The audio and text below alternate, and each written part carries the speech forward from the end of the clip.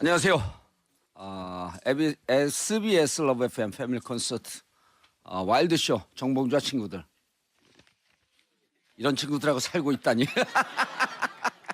자, 정봉주의 정치쇼 시작하겠습니다.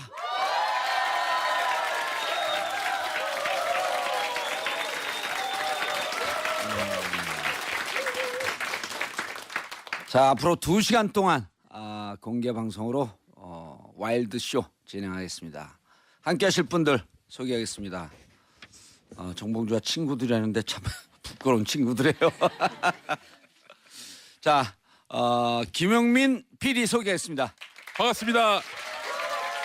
안녕하세요. SBS 러브 FM 아침 6시 20분부터 7시까지 방송되고 있는 김용민의 뉴스 브리핑 김용민입니다. 반갑습니다.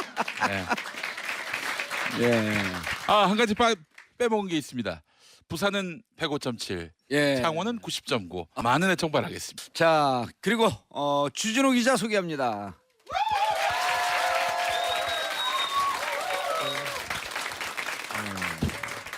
주진우 기자입니다. 안녕하세요. 네. 자, 그리고 수도권 내리사선 호가 됐죠, 그게?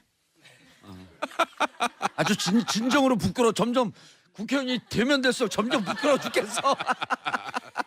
자, 안민석 의원 소개하겠습니다. 아이고.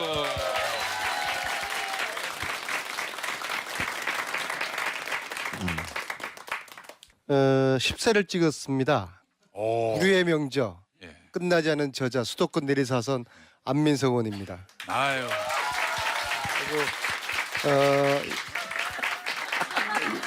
저 이 옷은 주진우 인상 찌그러지는 거. 진짜 부끄러워 죽겠어. 좀 그만해요. 지난번에 워싱턴에서 북토크 행사를 했는데요. 그때 이제 교포분이 만들어 준 것이고요. 아이고. 알겠어요. 오늘 제가 앉아. 알았어. 아시다시피 어. 여기 방송국 망가뜨리지 마 좀. 그냥. 여기 세 분은 제가 키웠지만 잘못 키워서 아주 그 악마들인데요. 누가 누구를 이 키웠대? 오늘 이 프로그램을 신께서 균형을 맞추기 위해서 천사 한 명을 내려 보냈습니다. 그렇게 아시면 되겠습니다. 네. 박수 치실 일은 아닙니다. 네. 아니 이 세 분을 옆에서 이렇게 제가 저기서 객관적으로 봤더니 DNA 배열이 다 이상한 분들 같아요. 흰 건물에 들어가면 그 집이 정신병원 되는 거예요. 그냥 조심하세요. 의원님이 제일 이상해요. 아니 남희석이 그러긴 하더라고. 자기가 이제까지 만난 사람들 중에서 네. 제일 훌륭한 사람이라고. 아니 예전에 제가 정봉주 의원님이 그 17대 국회의원 하시다가 지금도 우리 동네 가면 내가 국회의원인 줄 알아요. 18대 국회의원에서 되지 못하셨어요. 낙선하신 거죠. 그런데도 한동안 계속 국회로 출근하셨어요. 의원실이 없는데 어디 갔느냐? 안민석 의원실. 예. 안민석 의원님 방에 가가지고 거기서 그냥 대자로 누워 주고. 그리고 저는 재선인데 재선은 낙방한 봉도사가 제 방에 가가지고 비선실세 역할을 맨날 하는 거. 우리 보좌관들한테 업무 지시하고 못한다고 혼내고 저한테도 숙제 주고 가고 자료 요청시키고 그런 고된 시절이 있었습니다. 예. 그래놓고도 이제 또 방에서 주무시니까 그때 이제 안민석 의원님이 들어오셔가지고 형 일어나 교육부 차고 났는데 빨리 일어나라고 그렇게 해서 이제 깨웠던 그런 일들도 제가 알고 있습니다. 예, 저 쓸데없는 얘기들 그만하시고요. 아니 근데 무슨 마음으로 저 같으면은 낙선하면은 그쪽으로 소변도 안 볼 것 같은데 여의도 쪽으로. 아니 김용민 PD가 아침에 시간이 몇 분이에요? 예? 그 뉴스 브리핑이. 이 40분인데 예, 그러니까- 교통정보 빼고 광고 빼고 그러면 한 뭐 20분 됩니다. 예. 그러니까 방송 분량이 적으니까 남의 방송 들어오면 자기 방송인 줄 알고 자기. 자, 원래 SBS 락 스튜디오 정원이 70명인데요. 지금 100명 넘게 오셔서 앞에 이렇게 깔고 앉아 계신 분들 죄송합니다. 그러니까 일찍 다녀야죠. 자, 라디오 듣는 분들 위해서 다시 한번 우리가 얼마나 많이 왔는지 확인시켜 드리겠습니다. 자, 셋 둘 하나 하면 함성 불러주시기 바랍니다. 셋 둘 하나.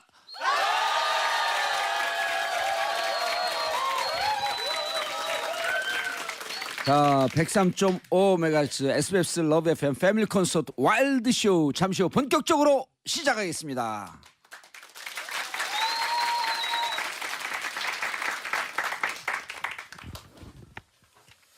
자, 세 분들 이제 연말 얼마 안 남았잖아요. 오늘 아침에 예. 정유라 집에 갔다 왔어요. 주진우 기자가 오. 아까 그 얘기 하지 말라 그랬잖아요. 좀 하면 안 되는 거야? 아 그 저기 같이 다니지 말라 그랬잖아. 정유라 위로 해주려고. 정유라가 가장 싫어하는 사람이 주진우거든요. 예. 그래서 주진우 이제 결자 해지하자. 예, 그래서 가기 싫다는 거 제가 잘 또 설득하면 제 이야기는 잘 들어요. 예. 그래서 갔는데 한남동이요. 신변 아니죠. 거기 신사동인가? 그 정도인데 지난번에 그 강도 들었던 근데 이제 신변 요청 경찰에 했다가 그거를 해제를 스스로가 또 시켰더라고요. 어허. 시켜서 정유라 만났는지 안 만났는지 이야기는 또 이따가 여러분들 자세 봐서 해드릴게요. 예. 자, 올해가 촛불혁명 원년입니다. 그래서 우리 일부 주제는 SBS 러브의 패밀리가 뽑은 2017년 촛불이 해낸 것입니다. 자, 첫 번째 안민석 의원님 뭘 뽑아오셨어요? 짜잔. 뭐라고 썼어요? 자, 다 함께 한번 읽어주시죠. 예, 이걸 직접 뽑아오신 거예요?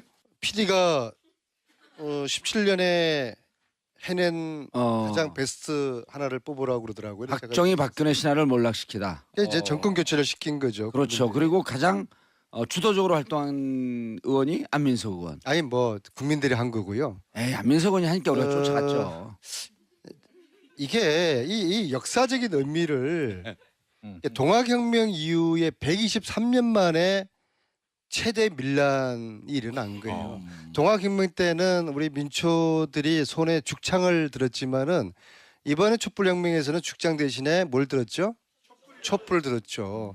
그 촛불의 힘으로 대통령을 탄핵시키고 파면시키고 탄핵 파면이 뭐 법률적인 요구라서 그렇지 쉽게 말하자면은 몰아낸 거죠, 그죠? 예, 국민들이 촛불 들어서 구 정권을 몰아내고 새로운 정권을 탄생시킨 20회 이상의 촛불을 들면서도 평화 시위로 그래서 세계인들이 아주 감동하고 놀라워한다는 거 아니겠습니까? 처음에는 국정농단에 됐을 때 세계에서 우리를 아주 비하하고 우습게 봤어요. 야, 이런 뭐 나라가 다 있나? 그랬는데 몇 달 지난 다음에 세계인들이 야 정말 위대한 국민이다. 그래서 에버트 평화상도 받았고요. 전 세계인들을 놀라게 한 촛불혁명 그리고 새로운 대통령 그리고 새로운 대통령과 함께 지금 가열찬 예. 적폐와의 전쟁을 끝나지 않은 전쟁 끝날 때까지 끝난 게 아닙니다. 책선전 주진우 주 기자님 그런데 우리가 정말 궁금한 게 이제 여러 가지 문제 제기를 했었잖아요. 세월호 끝나고 그 참사 터지고 났을 때도 저거 시술 받은 거 아니냐 이렇게 문제 제기를 하면서도 사실은 아니길 바랬잖아요. 네. 그 정도까지일까?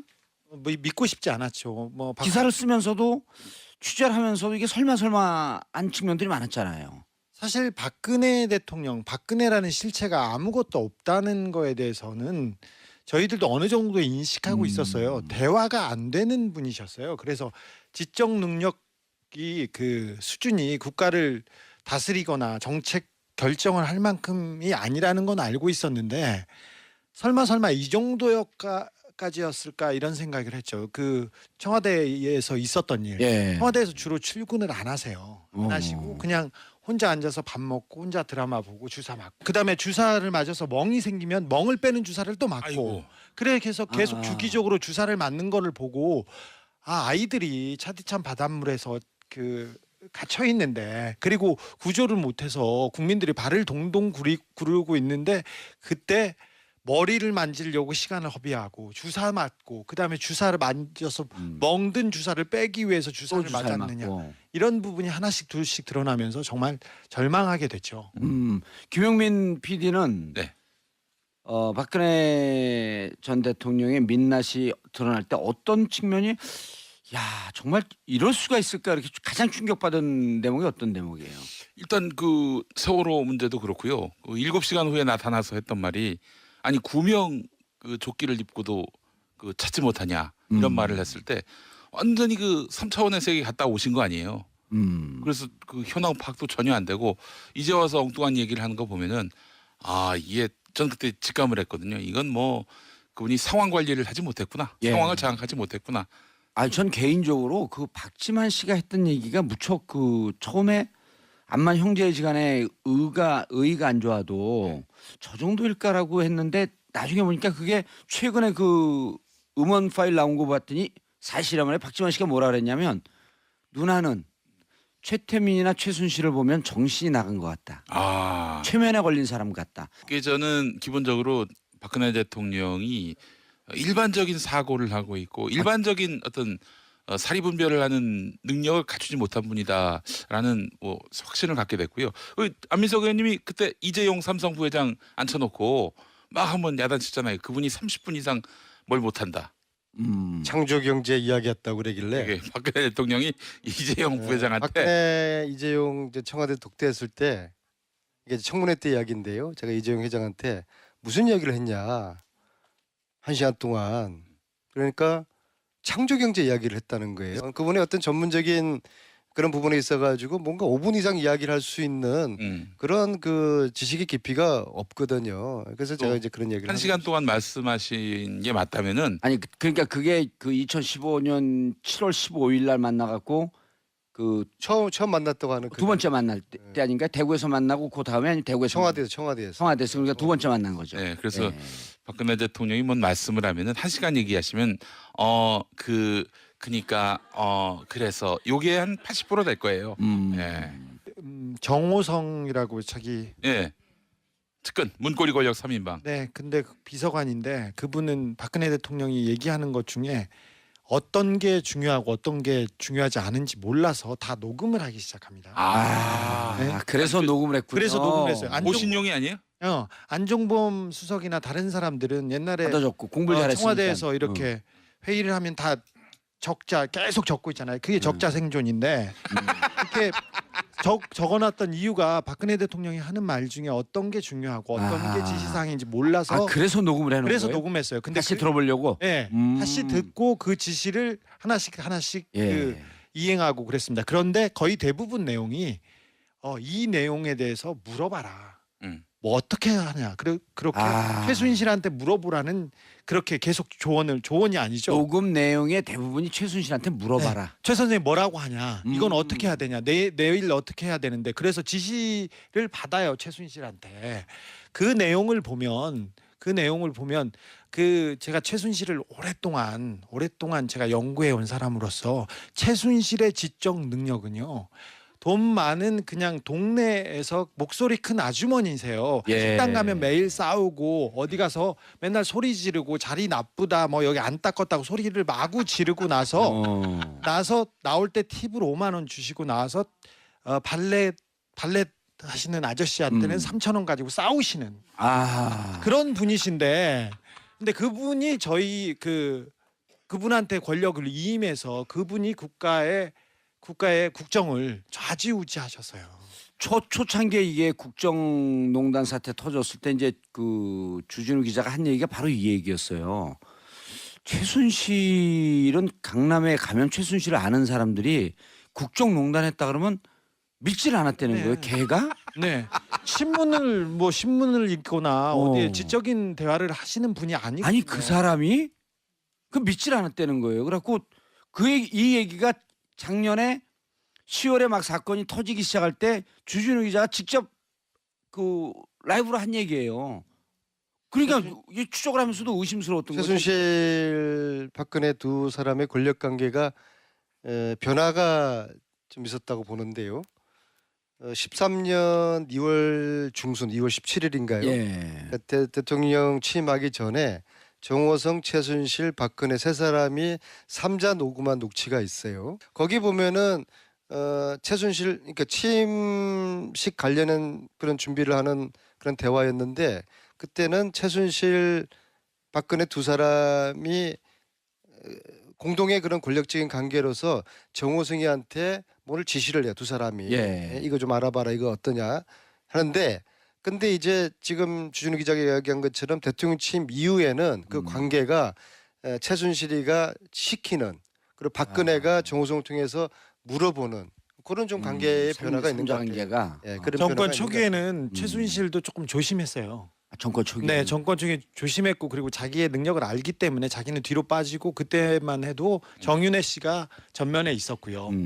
대신 최순실 씨는 목욕탕에서 매일 싸우는 매일 네. 소리 아. 지르고 그랬던 사람이었는데 어느 날 갑자기 정윤회 씨가 처음에는 이 청와대를 박근혜의 청와대를 정윤회 씨, 최순실 씨가 다 꾸렸어요. 누구를 보내고 수석으로 누구를 보내고 장관을 누구를 버리고 그 다음에는 이제 그 정윤회 씨가 세팅이 끝나는 이후에 정윤회 씨가 아웃되죠. 그리고 최순실 씨가 이 권력을 다 틀어쥐는 그런 모양새가 됩니다. 주 기자님 2014년 11월로 기억하는데 그때 세계일보에서 이른바 정윤회 이제, 문건. 예, 정윤회 문건 그거 나오고 저하고 그 주준우 기자가 만난 게 2015년 1월쯤인데 그때 제가 이제 물어봤어요. 이게 그 사실이냐 전 문건이 박지만이가 여전히 행사하고 있는 거 아니냐 그러니까 그때 박지만은 이미 아웃됐다. 그럴 때 정윤회 최순실 존재를 알고 있었나요? 네, 그럼요. 2007년에 유경재단 폭력 사건이 있습니다. 근데 그 전부터 2001, 2년서부터 그 사건이 예, 시작됐잖아요. 유경재단 폭력 사건이 계속 있었는데 이 폭력 사건의 배우로 그 폭력 사건에 돈을 대주고 살인을 교사했다는 혐의로 그 입방아에 오른 사람은 박지만 씨였으나 이 사람 뒤에 최순실과 정윤회가 있었습니다. 그때부터 궁금한 거. 그때부터. 예, 2001년이나 2002년에 그때는 박근영과 박지만이 한 편이었고, 네. 그다음 박근영, 박지만이 한 편이었고, 박근혜가 다른 편이었단 말이에요. 그렇습니다. 근데 2005년, 6년 넘어가면서 박지만이가 박근혜 쪽으로 또 붙어요. 그렇습니다. 그럼 왜 그랬어요 그때는? 이제 박근혜 그때는 새누리당 대표, 그렇죠. 나라당 예. 대표였고 정치적 기반이 좀 있었고 그리고 나름대로 재산이나 뭐 재단 같은 게 굉장히 많아요. 유경재단 싸움하면서 그쪽으로 붙더라고. 그렇죠. 그래서 원래는 그 박정희 대통령이 남겨놓은 재산들이 많이 있습니다. 지금 재단 소유로 돼 있었지만 재산권을 행사할 수 있는 데가 영남대가 있고요. 그다음에 정수장학회, MBC를 통째로 소유하고 있습니다. 그리고 유경재단이 있는데 원래는 유경재단에서 박근영 씨하고 박지만 씨가 여기서 먹고 살고 예. 나머지는 박근혜 씨가 가지고 있는 형편이었는데 정치적으로 파워가 세지고 그리고 아하. 그다음에 힘이 세지고 하면서 박지만 씨가 갑자기 박근혜 씨한테 붙습니다. 예. 그때 그쯤에서- 지인가 그것도 주고 그럴 때인가요? 이지는 그 전에 줬죠. 아, 그 전에 줬고 어느 정도 기반이 닦여진 상태였는데 정치적으로도 굉장히 잘 나가기 시작하면서 박근혜와 박지만이 한 배를 타면서 이 유경재단 폭력 사건이 벌어집니다. 예. 그래서 근데 그 뒤에 그때부터도 계속 알고 있었다. 네 그때 정윤회 씨, 최순실 씨가 있었어요. 사실상 이 폭력배들을 지휘하고 뒤에서 그 조종하는 데도 알겠습니다. 정윤회 씨가 있었습니다. 알겠습니다. 자, 페이스북 라이브 댓글이 계속 올라오고 있는데요. 우재민님, 이 사랑스러운 요물들 너무 좋으다. 깔때기들의 대전쟁. 크크크. 정임성님, 2017 촛불에 해낸 것 제목 죽이네요. 자, 박정희, 박근혜 신화가 무너졌다. 예. 신화가 끝났다. 자, 이 의미를 좀 정리해 주시죠. 제가요? 예. 아까 많이 드셨잖아. 이제 20% 쓸 때가 됐어. 여기는 질문이 아주 구체적인데 뭐 한 역사를 통째로 정리하라고 그러면은 제가 정리하겠습니다. 예, 됐어요. 이제 다 정리되셨죠? 정리됐습니까? 예, 정리됐습니다. 예, 예. 아니 그러니까 실제로 국민들이 박근혜 전 대통령이 감옥에 갔지만 사실은 지난해 올해 11월 14일이 예. 박정희 태어난 지 100년 되는 100년. 해 아니에요. 예. 그게 끝난 거란 말이에요. 그게 사실은 그래서 올 11월에 그 박정희 대통령 영전에 예.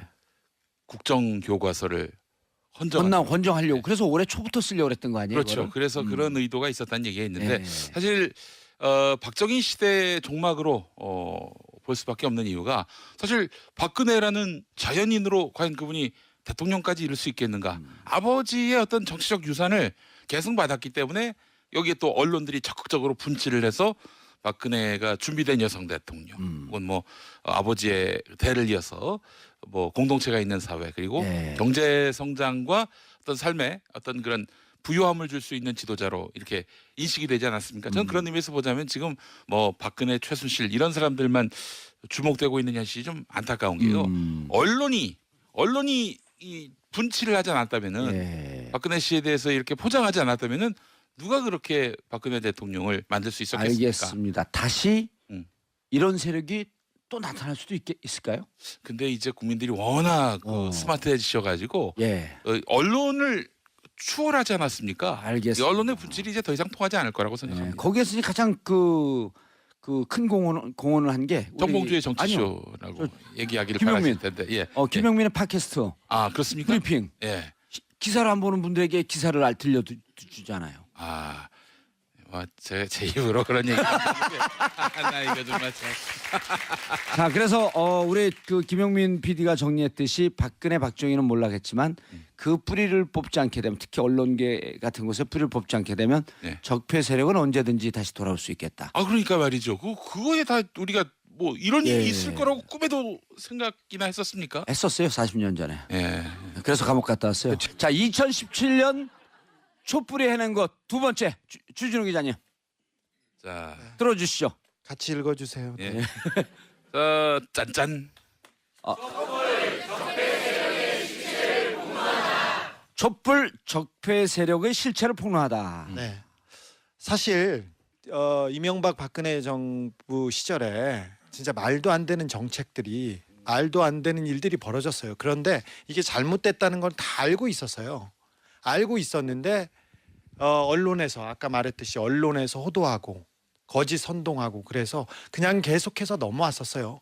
친일파들을 청산하지 못했는데 친일파들이 잘못됐다는 건 알고 있었는데 그 친일파 청산 얘기가 나올 때마다 역사를 바로 세우자는 얘기가 나올 때마다 빨갱이다. 빨갱이다. 이거 정치 공세다. 정치하는 놈들 다 똑같다. 이렇게 얘기하면 그렇게 넘어갔는데 촛불을 들어서 이 적폐 세력을 낱낱이 비추기 시작한 거죠. 아하. 사실 검찰 박근혜와 이재용을 최순실을 구속시킨 검찰은 그 전에 이명박 박근혜 정부에서 가장 충직한 개 역할을 했던 정치 검사들이었어요. 하지만 촛불을 들고 야 너희들도 타 죽을 수 있어 이렇게 외치기 시작하면서 그 검사들도 하나씩 둘씩 깨치기 시작했어요. 예. 그 사람들도 촛불이 두려워서 민심이 두려워서 이 적폐 세력을 드러내고 도려낸 거지 이 사람들이 똑바로 돼서 그런 거 아니었어요. 예. 그러니 이거는 촛불의 힘은 온 사회를 환하게 밝혀서 특히 부패하고 더러운 집단들이 이 올바로 이제 순기능하도록 그 작동하기 시작했다고 생각합니다. 이제 적폐 세력의 실체가 이제 조금씩 드러나고 있는데 아직 빙산의 일각도 드러나지 않았잖아요. 저기 아직 예. 대통령이 바뀌고 청와대가 바뀌었을 뿐 많이 바뀌지 않았어요. 그 밑에 국가장들은 그대로인 것 같아요. 그대로 있어요. 그리고 아직도 법을 어겨가면서 법을 호도해가면서 적폐 세력을 보호하려고 있는 사법부의 세력이 남아요. 그다음에 언론에서는 끝까지 진실을 묻고 그리고 자기네들 그 밥그릇을 챙기려고 하는 그 거짓 보도하는 사람들이 아직도 주류에 있습니다. 거의 대부분이라고도 볼 수 있고요. 예. 정치인들 우리 그 국가를 지배하고 국가 뭐 정치를 한다고 했던 사람들이 정치가 목적이 아니고 국민과 국가가 목적이 아니라 예. 자신의 이익, 자신의 주사, 자신의 드라마 그리고 자신의 돈을 위해서 땅을 파는 그런 일들이 계속 있었지 않습니까? 그래서 알겠습니다. 이제서야 하나씩 둘씩 드러나는데 국민들이 관심을 계속 갖지 않으면 그 세력들은 반드시 살아납니다. 알겠습니다. 네. 자, 페이스북 댓글 김 부자님, 안민석 의원님 사랑합니다. 주진우 기자님 너무너무 사랑합니다. 김엄마 응원하고 지지합니다. 봉도사님 싫어합니다. 자, 잔킴님 새역사에 물꼬를 트신 분들 다 모이셨어요. 멀리 실리콘밸리에서 화이팅 보냅니다. 새역사에 물꼬를 트신 분들은 우리가 아니라 방청석에 앉아 계신 분들입니다. 예. 박수 한번 보내주시기 바랍니다. 자, 신명주님 네 분 이 시대의 진정한 등불들이십니다. 자, 안민석 의원님 이들 이제 드러나고 있잖아요. 그리고 어찌 보면 이 사건에 아무도 얘기하지 않았을 때 제일 처음 정유라 문제를 2014년에 제기했고 그랬죠? 그 정유라를 세상에 등장시켰고 이대 졸업생과 학생들이 미래의 대학인가요? 그 미래대학교 설립 문제를 갖고 10,000명 가까이 모여서 데모할 때도 어느 언론도 보도하고 있지 않을 때 오로지 전국가 왜 나오지? 오로지 팟캐스트 몇 군데서만 그 얘기를 해주고 있을 때 계속 혼자서 이거 정유라 부정 입학이다. 그리고 승마협회 문제 있다라고 문제 제기했는데 적폐 세력 중에서 정말 용서할 수 없었던 세력 행위 꼽으시면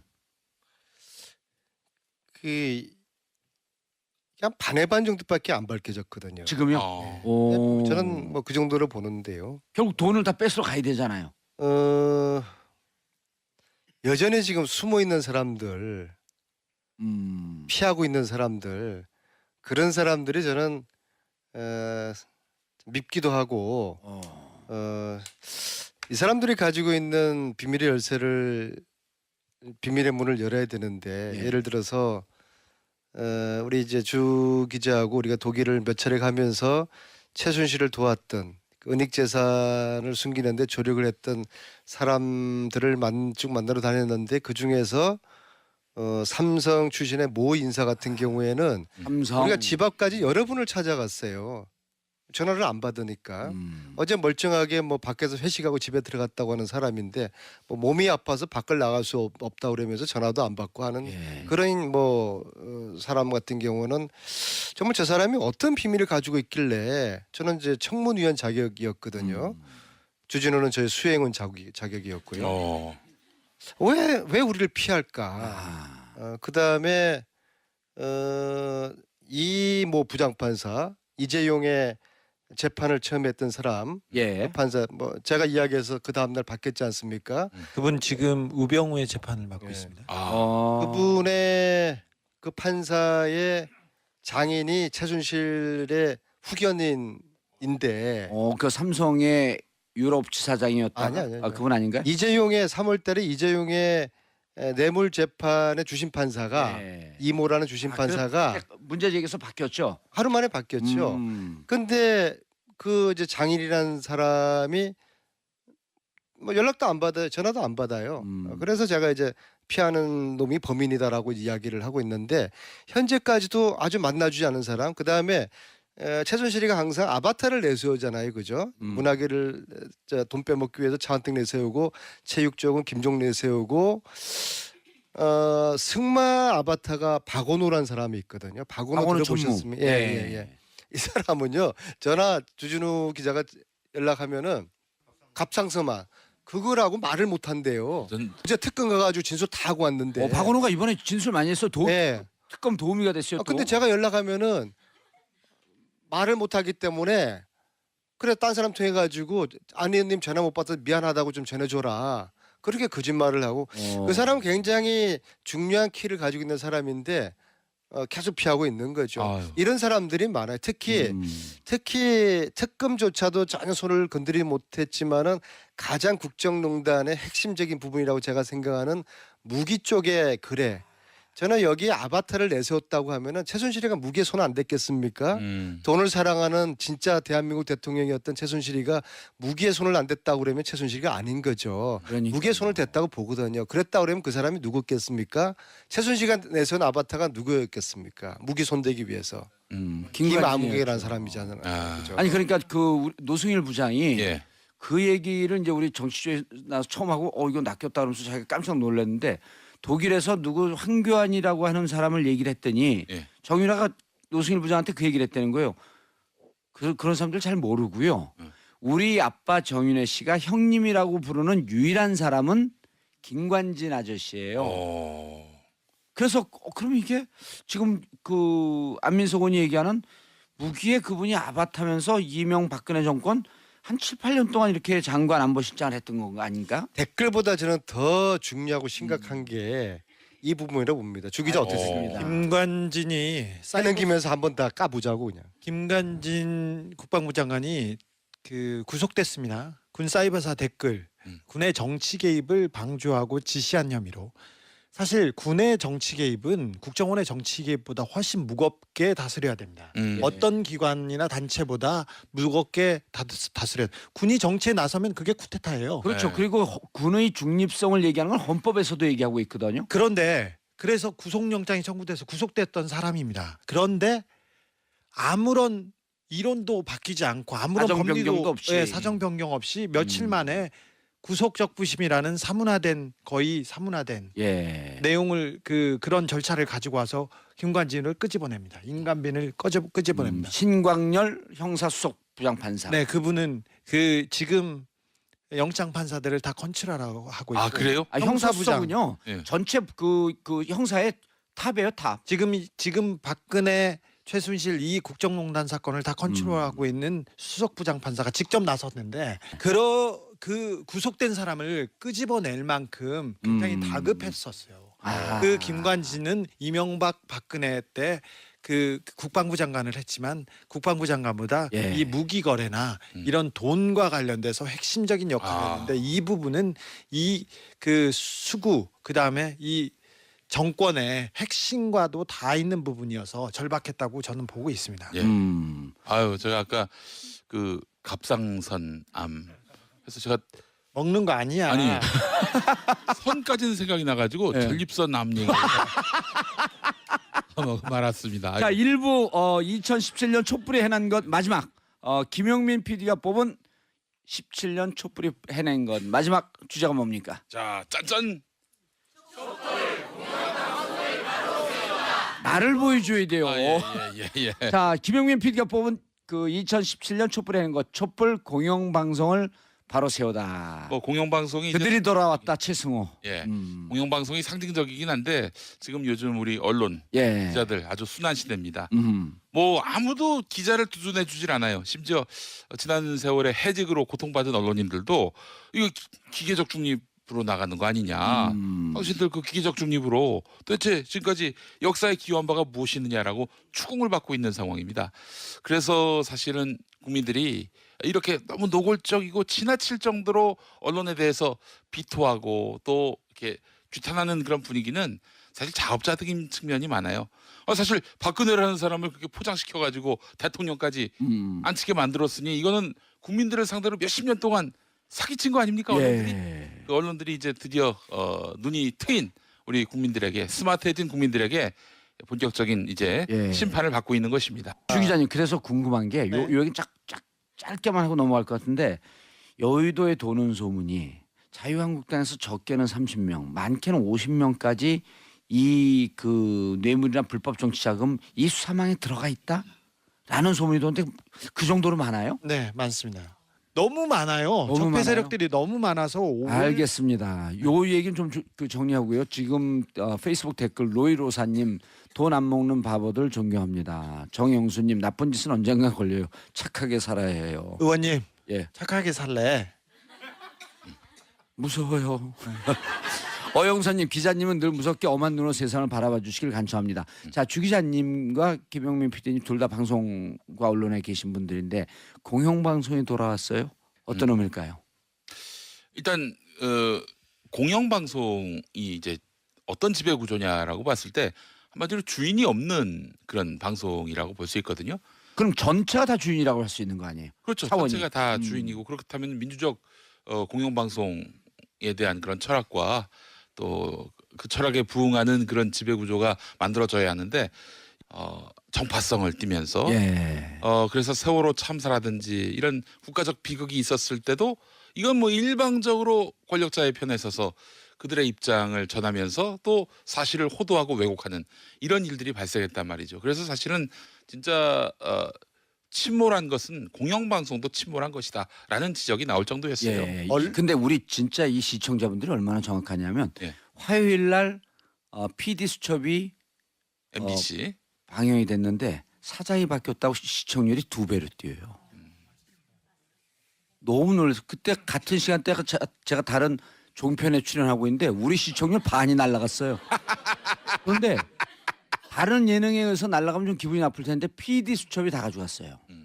MBC. 예. 야, 그걸 보면서 얼마나 우리 국민들이 시청자분들이 기다리고 목말라 했던가. 언론이 바로 서면 그 박근혜나 최순실의 국정농단 일어나지 않았습니다. 이명박 전 대통령의 사욕을 위한 그 여러 가지 그 사업들 일어나지 않았습니다. 그런데 언론을 그래서 이명박 정부 들어와서 제일 먼저 한 게 언론을 장악하겠다고 MBC를 망가뜨리고 KBS를 망가뜨렸습니다. 네. KBS 지금 방송법을 날치기로 그 계약하고 그리고 완전 장악하고 자기네들 비판 못하게 하고 그리고 비판하는 사람은 종북 세력 그다음에 저 뭐지 시체 장사한다고 계속했었죠. 그런데 지금 KBS에서 2달 넘게 파업에 나서서 있는데 국민들이 너무나 지금껏 언론이 잘못해서 그냥 싸늘하게 야 니네들이 잘한 게 뭐가 있어 니네들 때문에 이렇게 됐잖아 다 알고 계세요. 하지만 MBC가 돌아왔습니다. 이제 KBS도 돌아오도록 응원해 주시고 그 사람들이 돌아와서 반성하고 똑바른 기자의 길, 똑바른 PD의 길을 가기 시작하면 권력자들이 정치인들이 올바르게 국민과 국가를 위해서 자기가 행동할 수 있습니다. 어제 그 MBC의 자기 반성 특별기획 다큐를 봤는데 PD 수첩이 한때는 굉장히 그 유명한 그 탐사 보도 최고의 PD 저널리즘 프로그램이었는데 최고의 프로그램이었죠. 15%가 넘어간 적이 왕왕 있었어요. 그런데 이명박 박근혜 정권 이후로는 제보가 거의 쓸만한 제보가 거의 안 들어오고 반면에 SBS 그것이 알고 싶다에는 그 PD 수첩의 몫의 그 모든 제보량이 다 이쪽으로 몰려가지고 거기에도 그렇게 많이 들어오더라고요. 정봉주의 정치쇼. 김용민의 뉴스 브리핑도 이거 뭐 감당을 못할 정도입니다. 예. 예, 제가 오늘 한 5년 만인 것 같아요. 오늘 아침에 MBC 시선 집중 출연을 했는데요. 지금 잠시 양지열 변호사가 하고 있죠.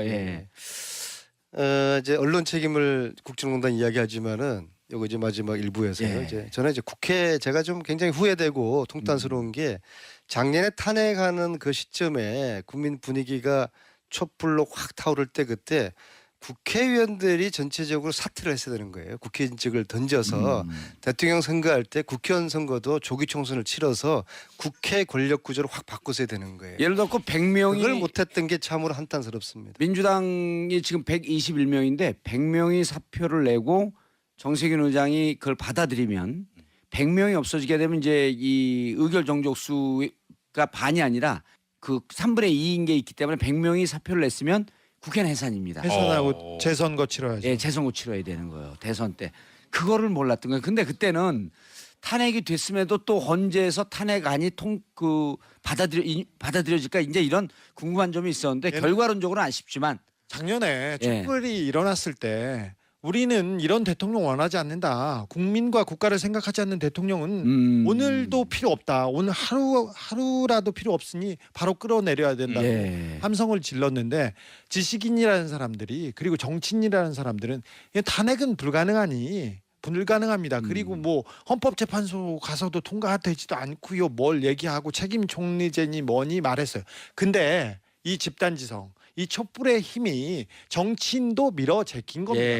그래서 불가능을 가능하게 했습니다. 지금 생각해 보세요. 자유한국당 뭐 상식과 원칙이 거의 통하지 않아요. 말도 통하지 않는데 이분들이 탄핵에 동의하고 거의 대부분이 동의하고 박근혜를 끌어내려야 된다고 그 사람들이 목청을 높였던 게 거의 불가능처럼 느껴져요. 알겠습니다. 지금 그 페이스북 라이브로 방송 보시는 분들이 이거 무슨 방송이냐면서 질문 많이 보내시는데요. 2017년을 보내면서 SBS 정봉주의 정치쇼 러브 FM에서 준비했습니다. SBS 러브 FM 패밀리 콘서트 와일드 쇼인데 평상시에는 정봉주의 정치쇼 103.5MHz 아침 10시부터 12시까지 토요일은 11시부터 12시까지 생방송으로 진행하는 그만하고 의원님. 정봉주의 정치쇼입니다. 근데 이렇게 우리 방송해도 되는 거예요? 6시에는 김용민의 뉴스 아니, 브리핑. 가만 있어봐.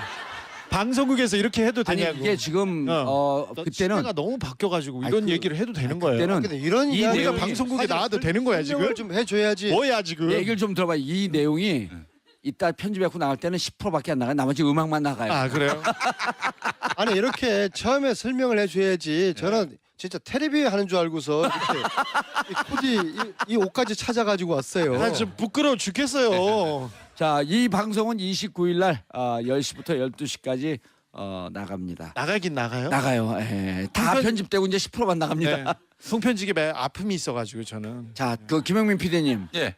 MBC 예. 최승호 사장이 이 얘기를 했어요. 신뢰 회복하는 데는 1년이면 충분하다. 1년도 안 걸릴 것 같아요. 그럼요. 우리 국민들은 얼마나 참 좋은 분들인지 깨어 있지. 뭐 좋은 분 아닙니까? 좋은 분. 아니 이게 항상 그 진정성 있게 이게 뭐 언론사가 어떤 역할을 해야 될지 그 사명과 본분을 제대로 인식하고 행동하는 그런 저널리스트들에게 마음의 문을 열 준비가 언제든 돼 있습니다. 그렇기 때문에 그런 변화된 또 혁신된 그런 방송을 낸다면은 사실 뭐 1년이 뭡니까? 보름 한 달이 예, 알겠습니다. 새 출발을 할 수 있을 거라고 봅니다. 보름은 너무 빠르다. 보름 너무 예. 빠른가? 예. 보름은 좀 빨라요. 예. 자, 여러분들께서는 SBS 러브 FM 패밀리 콘서트 함께하고 와일드쇼 함께하고 계시고요. 1부는 여기서 마무리하겠습니다. 저희는 잠시 뒤 2부에 다시 돌아오겠습니다. 채널 고정하소서.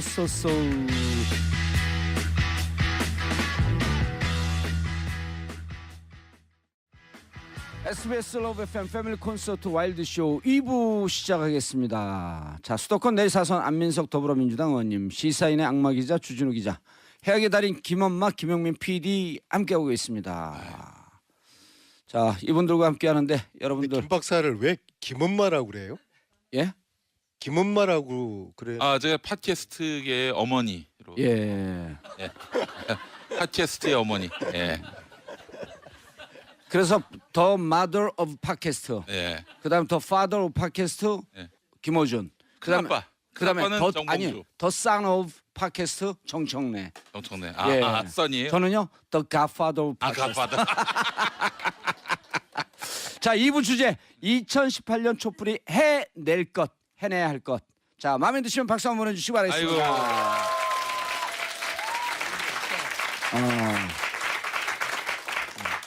자, 여러분들 지금 다시 한번 소개하겠습니다. 수도권 내리사선 안민석 의원입니다. 자, 악마 기자, 시사인의 주진우 기자입니다. 안녕하세요. 네. 자, 그리고 김엄마. 6시 20분의 남자. 6시 20분의 남자. 남자. 예. 예. 503의 여자가 있으면 620의 남자가 있다. 아, 그렇습니다. 700까지 열심히 달리고 있습니다. 예. 자, 김영민 PD 자리였습니다. 감사합니다. 많은 분들이 지금 페이스북 라이브로도 시청하시고 계십니다. 자, 그럼 안민석 의원께서 뽑은 2018년 촛불이 해낼 것, 해내야 할 것. 자, 읽어주시죠. 최순실 재산 환수. 드디어 안민석의 시간이 왔습니다. 제가 예. 이제 북토크를 이제 50회를 이제 한 이유는 그 정도 하면은 이제 최순실 재산 몰수가 될 거라고 봤어요. 근데 됐습니까? 한 푼도 못 됐잖아요. 새해에 다른 제목으로 아직도 끝나지 않은 제목으로 아직도 끝나지 않은 전쟁으로 50분을 또 다시 해야 될 것 같아요. 내 후년엔 여전히 끝나지 않은 전쟁. 제가 이게 최순실 재산 몰수 이제 특별법이 이제 이 연말 정기국회 때 통과됐더라 그러면은 이제 새로운 길을 정치적인 큰 정치를 하겠다 이제 그런 생각을 했는데요. 국민들에게 이 끝나지 않은 전쟁 막 외쳐놓고서 저 혼자 제 살 길 찾아 나서는 거는 우리가 정치를 하면서도 가장 중요한 게 신의와 의리지 않습니까? 그거는 도저히 그거는 받아들일 수 제가 해야 없다. 될 길이 아닌 것 같아요. 저는 최순실 재산 몰수 이 문제 해결되기 전에는 어떠한 선택도 하지 않고 이 문제를 제가 해결을 하려고 합니다. 아니 근데 아주 멋진 얘기인데 이제 보통의 정치인들이 이렇게 얘기해놓고 나는 원치 않는데 국민이 원해서 지역 주민이 원해서 어쩔 수 없이 나간다 이렇게. 그래서 제가 얘기하지 서울 노원갑에 출마했던 거 아니에요? 또 단순한 최순실 재산의 문제가 아니라 과거 MB MB 박근혜 정권 이제 짧게는 9년 또 길게 보면은 해방 이후 70년 동안 이 우리나라 기득권 세력들이 헤쳐먹은 과연 나라에 돈이 없었을까요? 나라의 돈을 도둑질 해먹은 도둑놈들이 많았던 겁니다. 재벌들 죄다 스위스 비밀구자에 돈 다 빼돌리고요.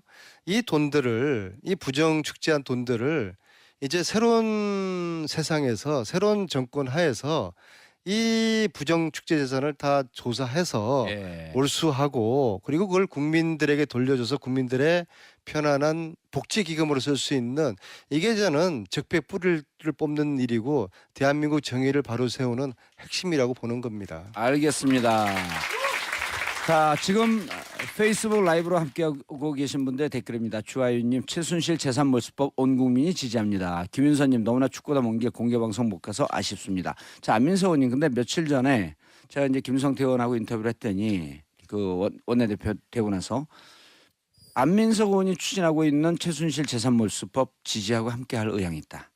그러나 전제 조건이 묘하게 또 틀더라고요. 전제 조건이 지금 이 법은 위헌적 요소가 많아서 당내에서 위헌적 요소를 다 털고 그 법적 구성이 좀 완벽하게 갖춰지게 되면 반대할 이유가 없다. 근데 위헌적 요소가 있다라고 하는 것은 당내 변호사 출신 의원들도 지적하고 있는 내용 아니에요? 그 부분은 어떻게 그 보완하실 거예요? 친일재산 환수법이라는 거 있지 않습니까? 그 법을 만들 때도 위헌 논란이 있었습니다. 왜냐하면은 소급해서 예, 헌법 13조에 소급 적용 금지 조항이 있거든요. 헌법 13조예요. 그런데 2011년에 헌법재판소에서 중대한 공익적 가치를 위해서 소급 적용을 할 수 있다. 그렇게 판결을 내려졌습니다. 알겠습니다. 그럼 국정농단 최순실 이게 심각한 중대한 공익적 가치를 위해서 최순실 재산 몰수를 하는데 필요한 소급 적용 이것을 당연히 특별법에 담아서 이 재산을 몰수해야 되는 거 아니겠어요? 그런데 이것을 위헌 소지가 있어서 특별법에 반대한다라고 이야기를 하는 겁니다. 근데 그렇게 이야기하지 말고 솔직히 재산 몰수 반대한다고 이야기를 해야 되는 것이죠. 왜냐하면 소급 적용하지 않으면 재산 조사를 하지 못하고 몰수를 할 수가 없는데 재산 몰수에는 찬성하지만 위헌적인 요소 때문에 찬성하지 않는다라는 게 상당히 그거는 잔머리 굴리는 이야기입니다. 근데 알겠습니다. 의원님, 주 기자님. 네, 정치라는 게 예. 온갖 장애물을 뚫고서라도 국가 국민을 위해서 몇 발자국 나가는 건데 예. 이 그 국민들한테 이렇게 호응과 지지를 받고 있음에도 불구하고 예. 당 내에서 하태경 의원뿐만 아니라 당 내에서 더불어민주당 안에서 그런 반대가 있는 사람들은 설득하셔야죠. 그건 의원님 그거는 이제 제 얼굴에 침 뱉는 격이 때문에 당내 사정 이야기는 제가 할 수가 없죠. 아니 근데 당내에서 설득할 필요 없어요. 그 간단하게 얘기하면 돼요.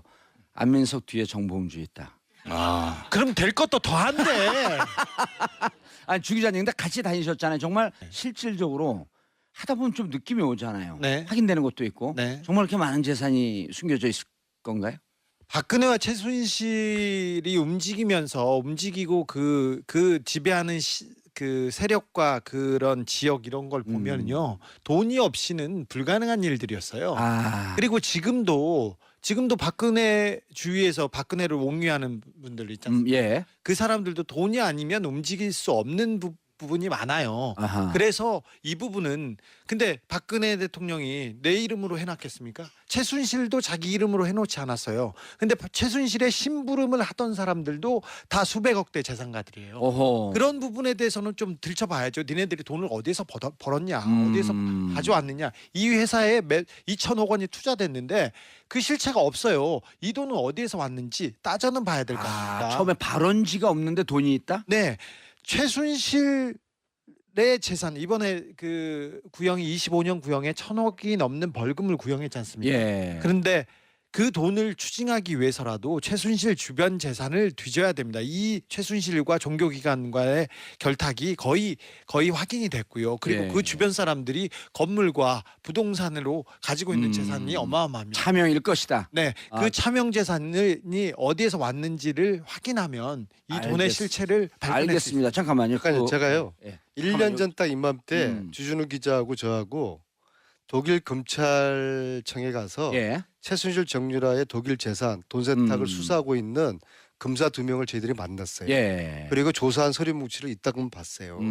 그런데 대한민국 검찰이 자료 요청하잖아요. 거기를 가지도 않고 자료 요청도 하지 않고 이제는 윤석열 중앙지검장도 그러니까 특검이 지난 3월에 특검 종료할 때 최순실 재산 밝혀내지 못했다고 발표를 하면서 그때까지 독일 검찰에 큰 때를 한 번도 안 한 게 이게 저는 참으로 이해가 되지 않아요. 알겠습니다. 자, 페이스북 댓글 달리고 있는데요.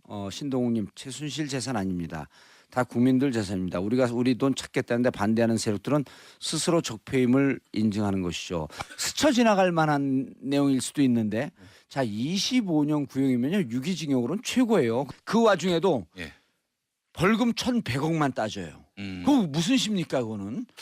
그러니까 이제 과하게 충분히 이렇게 형을 받았다라는 이렇게 인식을 심어주는 그런 측면이 또 있는 것 같은데. 목사님이시잖아요. 다른 사람 심리 상태에서 대해서 좀 능하잖아. 예. 목사님께서 보시기에요? 아 목사 아닌데 저 아직 전도사고요. 예. 지금 56년생이에요 최순실 씨가. 예. 박원순 서울시장, 노회찬 정의당 원내대표, 손석희 손석희 사장 같은 나이죠. 예. 근데 이 정봉주보다 3살 위. 그렇습니다. 이 부분은 그 정의의 법과 정의의 실현이라는 측면이 많이 그 가미가 돼 있고요. 그리고 1,000억 넘게 추징하겠다. 지금 최순실한테 주어진 재산이 100억 원대예요. 물론 최순득, 최순천 그 형제 집안은 뭐 몇천억대 재산가도 있고 그런데 이 1,000억대의 그 벌금을 부과한 것은 검찰이 이 최순실의 재산을 끝까지 찾겠다는 의지를 보여준 겁니다. 그렇다면은 전 궁금해지는 부분이 있는데 뭐 제가 답변을 해야 될 상황인데 제 질문을 물어봐. 돌리는데 그 한 20년 정도 만약에 감옥에 있다고 치면은 예. 지금 최순실의 돈을 차명 소유하는 분들이 있지 않습니까? 예. 그분들이 20년 동안 변심할 가능성이 있지 않을까요? 아니요.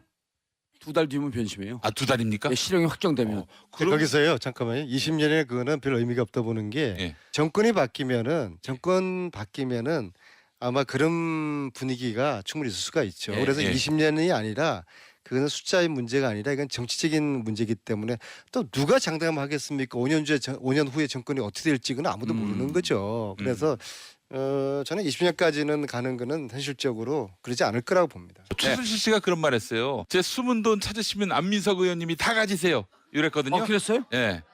자, 그래서 앞으로 구체자의 구체적으로 구체적인 워딩입니다. 항상 구체적으로 하는- 어떻게 하실 거예요?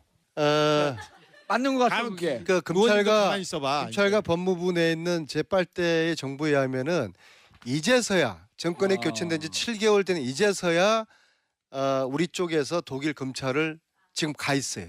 이제서야. 예. 주 기자님. 안민석 의원이 저는 기자고 진실을 쫓아다니는 사람인데 독일에 이제 출장하면 안민석 의원님 저보다 몇 배 훨씬 열심히 쫓아다녀요. 쉬지도 않고 체력도 좋으세요. 그래서 시간을 분초를 쪼개가면서 계속 가서 묻고 따지고 가서 면박당하고 그러면서 했는데 사실 국회의원이 할 역할을 이런 거였죠. 그런데 네. 차고 넘치게 했죠. 지금부터는 국세청과 검찰이 네. 바톤을 아니, 이어받을 때가 됐어요. 자기들이 찾아내서 갖추면 바로 국세가 될 수 있는 건데. 알겠습니다. 여러분들께서는 지금 정봉주의 정치쇼. 내 말이 틀렸어요.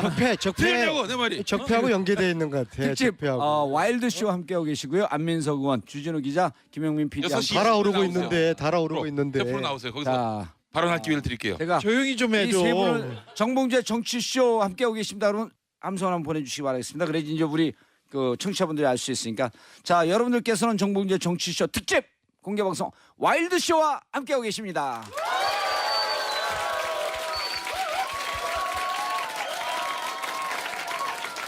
방송은 엉망인데 여러분 박수만 제대로 온 것 같아요. 그런 거예요. 그러니까 방송은 청취자하고 소통하는 게 제일 중요해요. 그래요? 그렇죠. 네. 네, 촛불도 자, 그랬어요. 두 번째 2018년 촛불이 해낼 것 해내야 할 것 주진우 기자님이 뽑은 주제입니다. 짜잔. 자, MB 수사 대한민국 최고의 전문가 주진우 기자, 보조 전문가 정봉주 함께하고 계십니다. 적폐 수사가 지금 계속 진행되고 있는데 너무 많은 적폐들이 그 촛불 때문에 드러났어요. 맨 얼굴이 드러나서 이 잡아가는 사람들 지금 그 감옥에 갇힌 사람이 우리나라의 대통령이었던 박근혜, 실질적인 대통령이었던 이재용, 그 다음에 김기춘, 그제 우병우까지 가니까 거기서 내각을 그 청와대 회의를 해도 될 정도의 사람들이 다 그렇죠. 가 있죠. 김기춘 씨, 이병기, 이병호, 남재준 뭐 네. 다. 국정원도 이병호가 안 들어갔네? 누가 한 명 들어갔죠. 빠졌죠? 이병기가 빠졌나? 이병호가 나왔죠. 이병호가 빠졌네. 이병호 빠지고 이병기, 남재준 국정원장 다 들어갔어요. 네. 그래서 거기서 대공 수사해도 돼 이제. 네. 자기들끼리.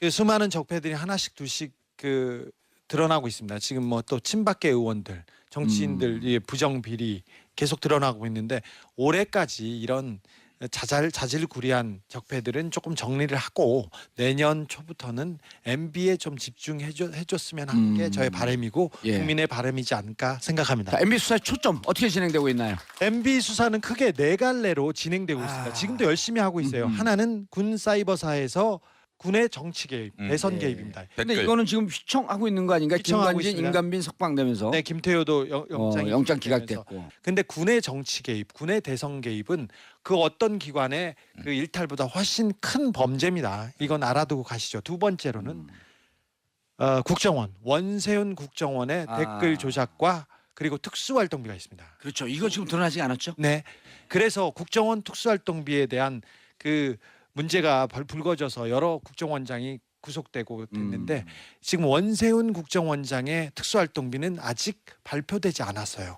발표되지 않았지 조사되지 않았다는 것이 아닙니다. 아하. 자, 그래서 원세훈의 특수활동비가 많이 사라졌습니다. 외국으로 스탠포드 대학교에 갔다 외국으로 빼돌려졌다 그런 얘기 보셨죠? 스탠포드 대학에 간 건 원세훈 특활비가 아니라 대공수사비, 해외 대공수사비였다는 특수활동비에 내외에 있는 대공수사 공작비가 같죠. 그 돈이 이명박 추격기 주진우의 이명박 예. 추격기에 한 300페이지 좀 보면 나와 있어요. 오. 나와 아니, 있는데 그러면은 스탠포드 대학에 간첩이 있는 거예요? 아니 그런 게 아니라 원세훈이 해외로 돈을 많이 빼돌리고 또 삥땅을 빼돌리고 쳤구나. 자기가 정권이 끝나면 미국으로 도망가려고 했어요. 오. 그래서 거기 자기가 스탠포드에서 직을 걸고 있고 그 주변을 왔다 갔다 하면서 하려고 미국을 드나들면서 특수활동비를 빼돌렸어요. 그리고 미국과 캐나다에 두 번째였습니다. 이게 두 번째고. 세 번째는 활동비. 뭐였냐면은 세 번째는 롯데월드. 롯데월드 아니 주 기자님 이게 지금 검찰에서 진행되고 있는 거지 취재되는 게 아니라 진행되고 있다는 얘기죠? 진행되고 있습니다. 국정원의 특수활동비 부분이 진행되고 있습니다. 원세훈의 특수활동비. 예. 나는 좀 더 많이 알잖아. 그러니까. 자, 세 번째는 롯데월드에 준 특혜. 군 활주로, 공군 활주로를 3도 틀어서 건물을 세워줬어요. 박범계 의원의 표현에 따르면 그 롯데월드가 제2롯데월드. 특혜를 받은 게 이렇게 3도만 틀음으로 인해서 특혜를 받은 게 1조 6천억쯤 된다? 2조 넘는 현물적 그 가치가 있었어요. 네 번째는 다스입니다. 다스 이제 그 주제도 지금 다 왔어. 네. 좋았어.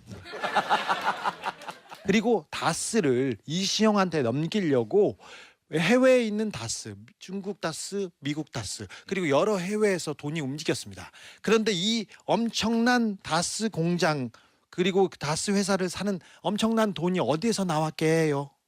이시영이 벌 수는 없어요. 그렇죠. 이시영이 벌 수는 없어요. 이시영은 자기 재산 신고를 3천만 원 정도 재산 신고를 하고 한국 타이어를 다닌다고 하던 친구였는데 그 돈이 천문학적인 갑자기 다스에 들어가서 다스를 거의 하나씩 둘씩 인수하고 있지 않습니까? 그 천문학적인 비용이 어디에서 나왔냐? 해외 밀반출한 돈 이 부분이 수사가 되면 이명박 대통령이 굉장히 괴로운 처지에 나옵니다. 네 개 다 하나도 작게 보이는 사건이 아니고요. 작은 범죄가 아닙니다. 또 하나가 더 있어요.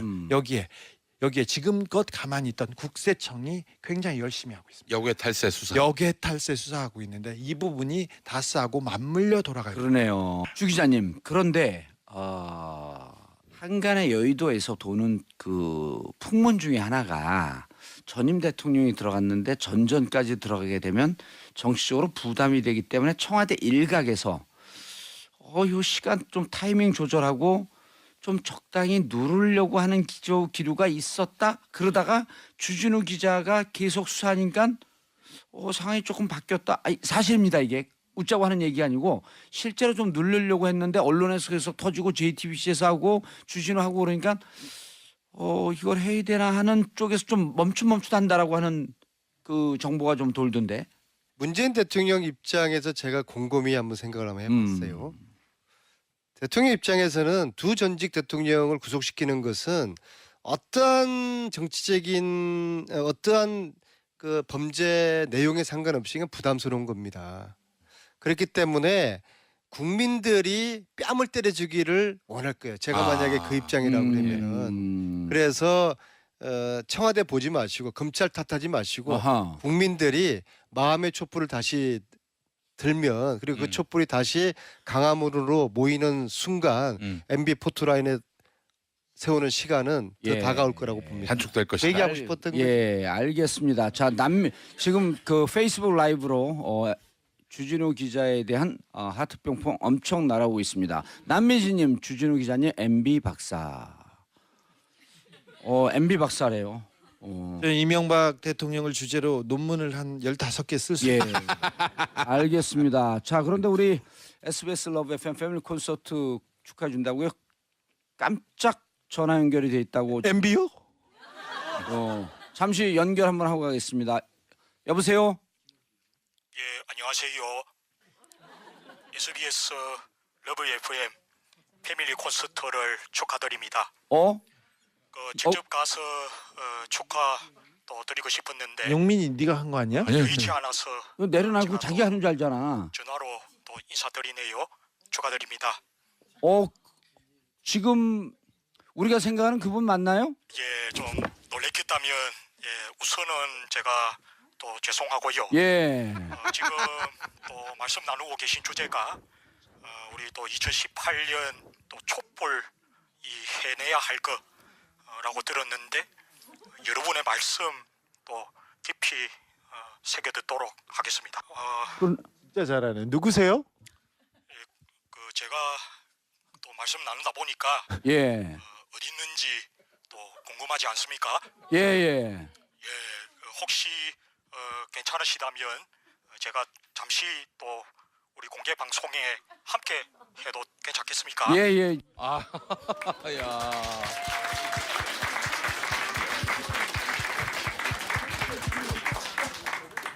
계속 해보세요. 우선은 자리를 또 이렇게 빛내주셔서 정말 감사하고요. 야. 우리 봉도사 똑같아. 그동안 정말 또 이 뵙고 싶어 가지고 영광입니다. 예. 아니 라디오로 할 때 전화 연결할 때는 안 떨려서 좀 똑같았는데 나오니까 니 먹고 정말 똑같죠? 네. 예. 근데 박수 한번 보내주세요. 부산에서 올라온 취준생입니다. 아이고. 예. 바로 그분이죠. 예전에 본인 그... 소개 한번 하시고요. 네, 부산에서 올라온 28살 동아대학교 다니고 있는 이상목이라고 합니다. 아이고. 아니 근데 원래 성대모사를 잘 하세요? 그 이제 주로 이제 지역의 아저씨들 성대모사 좀 많이 했습니다. 아저씨들이 좋아하시겠네. 예, 성대모사의 지방 분권화를 위해서 또 가만 있어봤지요. 다른 사람 누구 되세요? 그 KNN이라고 지역 민방 야구 해설하시는 분이랑 그 예. 황상민 교수님 혹시 네, 황상민 교수. 황상민 네. 교수 하면 그 적폐를 청산하는 아주 놀라운 기적이 야, 이승엽 선수는 안 돼요? 그쪽은 좀 지역이 좀 틀려서. 약간 좀 주파수가 좀 오. 다르니까 자, 인사하시고요. 예. 반갑습니다. 예. 여러분 이상목 씨 많이 기억해 주세요. 이상목 씨. 자, 예. 취업 빨리 되게 기원하겠습니다. 이 양반이 정치하라 그랬더니 이거 가서 악수하고 있어. 저 성대모사는 제가 봤을 때 한 1000번을 따라한 1000번 정도를 따라한. 저분이 그 성대모사를 잘하지 않는데요. 잘하지 않는데 이제 한번 했더니 너무들 좋아하셔갖고 너무 잘하는데요. 이 문재인 대통령 성대모사를 정말 열심히 노력을 했대요. 정말 열심히 노력을 했고 그 성대모사에 재능이 있는 분이 아니에요. 그게 이제 저분이 취준생인데 뭘 해도 잘하실 거예요. 네, 그럴 것 같아요. 정말 하나를 저렇게 파고드는데 금방 잘할 그리고 거예요. 나가면서 저 들이대는 거 보니까는요. 예. 저런 자세 있으면은 28이 지금 나이 많은 게 아니거든요. 그래서 굉장히 앞으로 대성할 것 그러니까요. 같아요. 네, 예. 대성할 것 같아요. 그 저기 벼랑한 입이 성대모사 할 때 입으로 바뀌었어 또. 아 근데 경쟁심 제가 생긴 것 같아. 지금까지 봐왔던 문재인 대통령 성대모사 중에 저분이 최고예요. 최고예요, 최고. 어. 예. 자 그럼 성대모사를 칠수 청와대 없는 청와대 한번 예. 그걸 의원이 하세요. 해야 의원. 난 되겠습니다. 복권도 안 됐어. 무슨 근데 사실은 저기 진짜 성대모사 할 때는요 그 사람에 대한 존경심까지 같이 담아야 진짜 닮아지거든요. 김영민 너 이명박도 PD한테 많이 하고 박근혜도 많이 했잖아. 말도 안 되는 소리 하고 있어.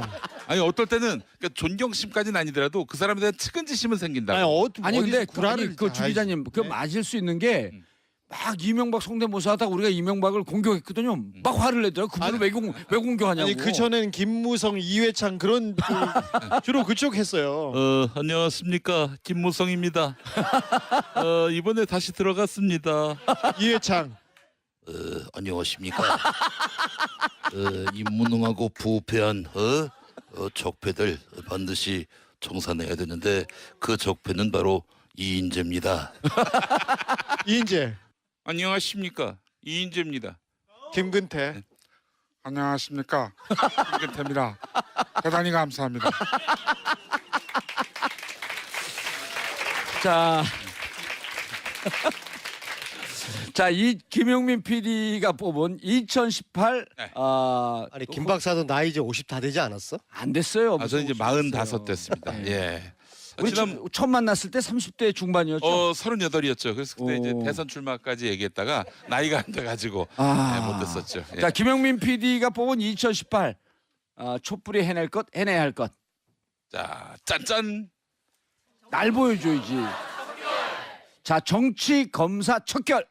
근데 보니까 정치 검사뿐만 아니라 예. 정치 판사 이 법조인들 모두 다 그 대상이 돼서 진짜 이 법리가 아니라 자기 어떤 정치적 어떤 편향 이걸로 판결하고 또 기소하는 이런 분들 이제 좀 각성할 시대가 온 게 아닌가 그런 생각을 해봤습니다. 사실은 우리가 무슨 문제가 있고 갈등이 생기면 법에 물어보지 않습니까? 법이 법과 양심대로 이렇게 판단을 내려줘야 되는데 우리 검사들은 우리 판사들은 그렇지 않았어요. 자기한테 이득이 되느냐 이게 권력자한테 도움이 되느냐 그래서 나한테 출세 보탬이 되느냐가 가장 중요한 요소였어요. 그래서 굉장히 저주받을 법률가들이 많았었죠.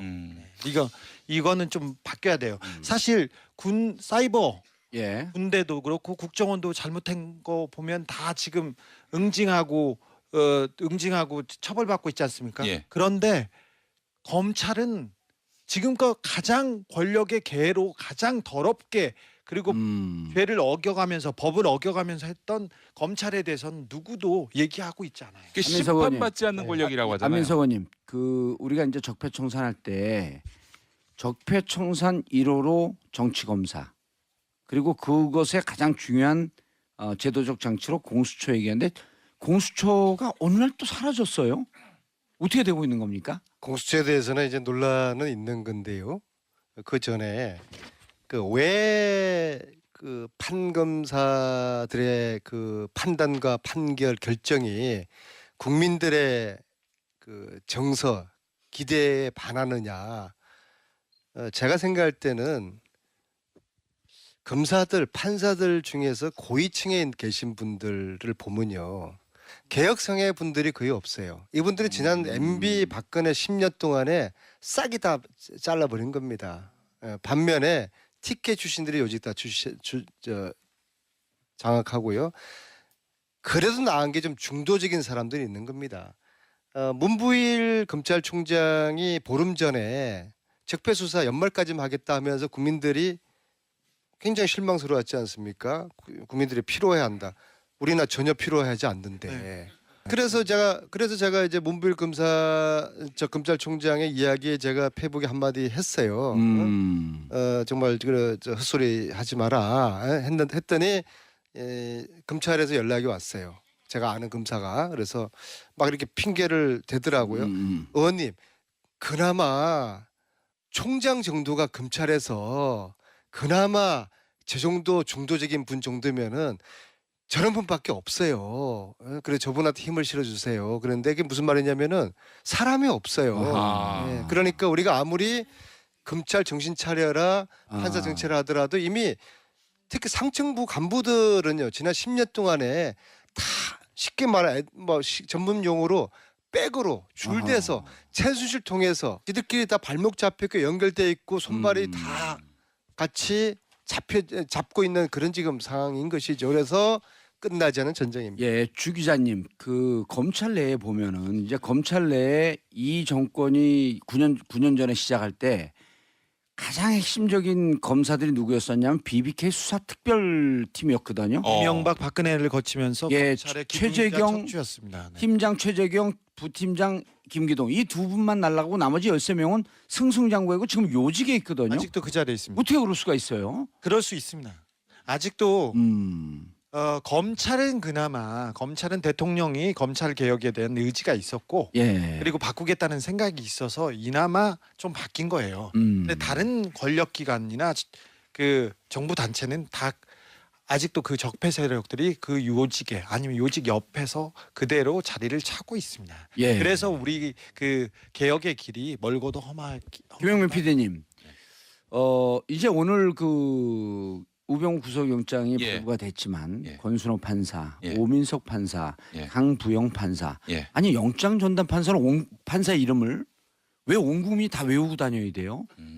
그분들 할 때 방송 진행하시면서 엄청난 불만들이 터져 나오는데 예. 그분들한테 모든 권력이 다 가는 이 구조에 대해서 어떻게 생각하세요? 왜 김용민한테만 어려운 아니, 질문하세요? 어려운 질문을 해야 돼요. 지금 당황했어. 얘 못 먹어서 요새 뼈짝 꼴았어. 그런데 어려운 거 계속 묻고 지금 있어요. 저 정봉주 의원님이 그 저에 대한 라이벌 의식이 있어요. 그래서 이 말을 못하게 만들어 가지고 정치쇼 뜨려고. 정치쇼로 이제 청취자를 다 가져. 여러분 정봉주가 그런 사람입니다. 네. 예, 이게 요즘 나이들이 이제 이게 좀 정신 좀 차려야 돼요 정말. 그리고 아니 DNA가 아까- 이상한 사람들이 저 사람들이. 이제 이분도 의원님, 지금 이분도 나이가 이제 환갑이에요. 예? 자 공수처 이야기할게요. 공수처 아니, 돼야 아니, 됩니다. 아니 말좀하게 아니, 해주세요. 공수처 아까- 말 좀. 나이가 지금 맞잖아. 공수처에 대해서 정신 차리라고 하면서 자기가 얘기하겠대. 공수처를 너무나 복잡하게 설명해요. 간단하게 이야기하면요. 국회의원 잡을 법을 만드는 겁니다.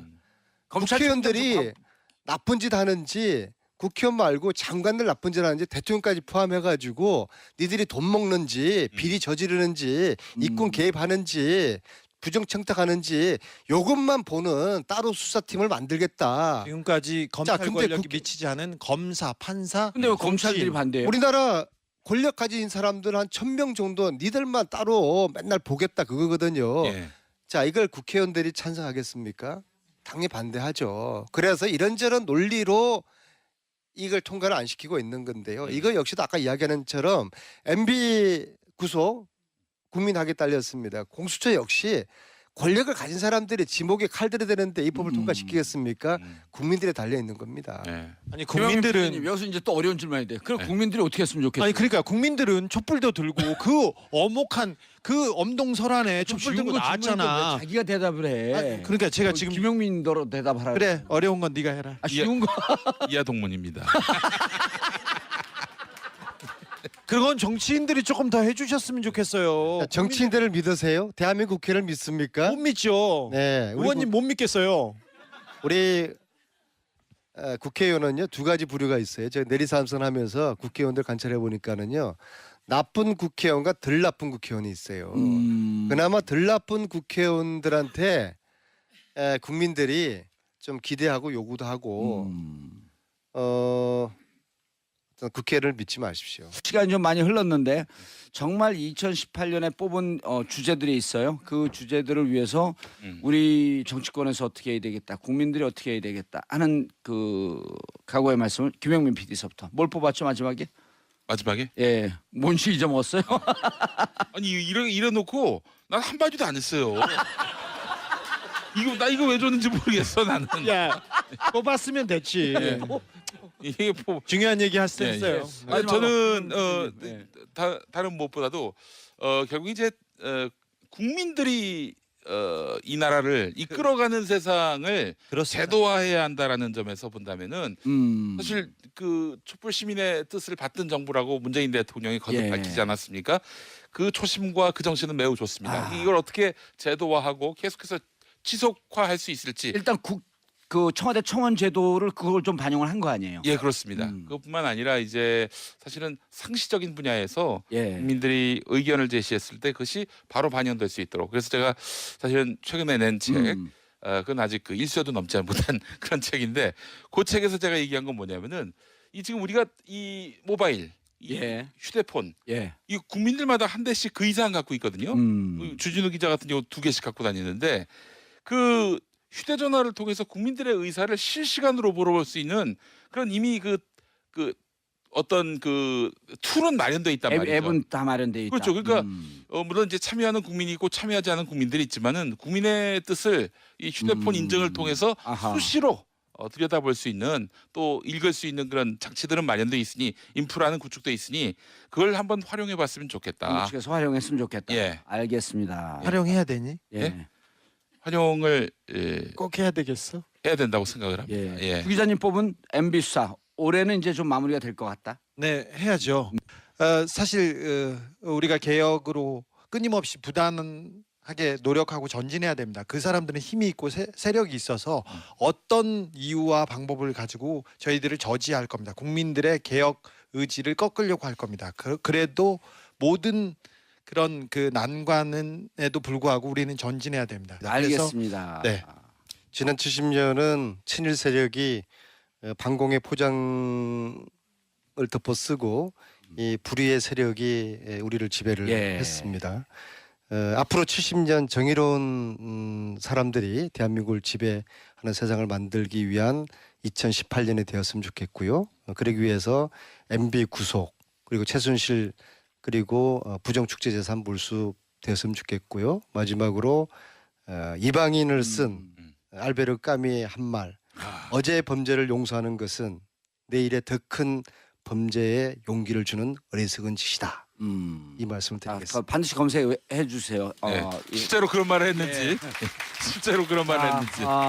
SBS 러브 FM 패밀리 콘서트 와일드 쇼 2시간 동안 안민석 의원님, 주진우 기자, 김영민 PD님과 함께했는데 즐거우셨어요? 네. 예, 오시길 잘했죠? 네. 예, 그리고 라디오로 청취하시는 분들 올 한 해 많이 수고하셨습니다. 그럼 마지막으로 세 분 다가오는 2018년을 상징하는 사자성어 하나씩 뽑아주시면서 인사하겠습니다. 사자성어 김영민 PD님. 어려운 거는 김용민부터 시켜요. 안민석 의원님. 사자성어 안민석 의원님.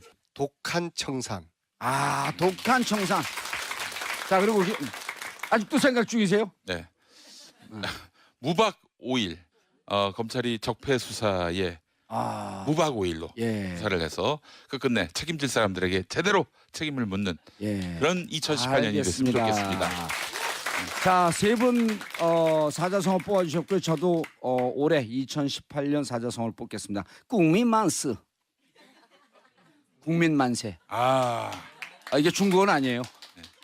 예, 국민만세. 여러분 지난 한 해 동안 고생하셨습니다.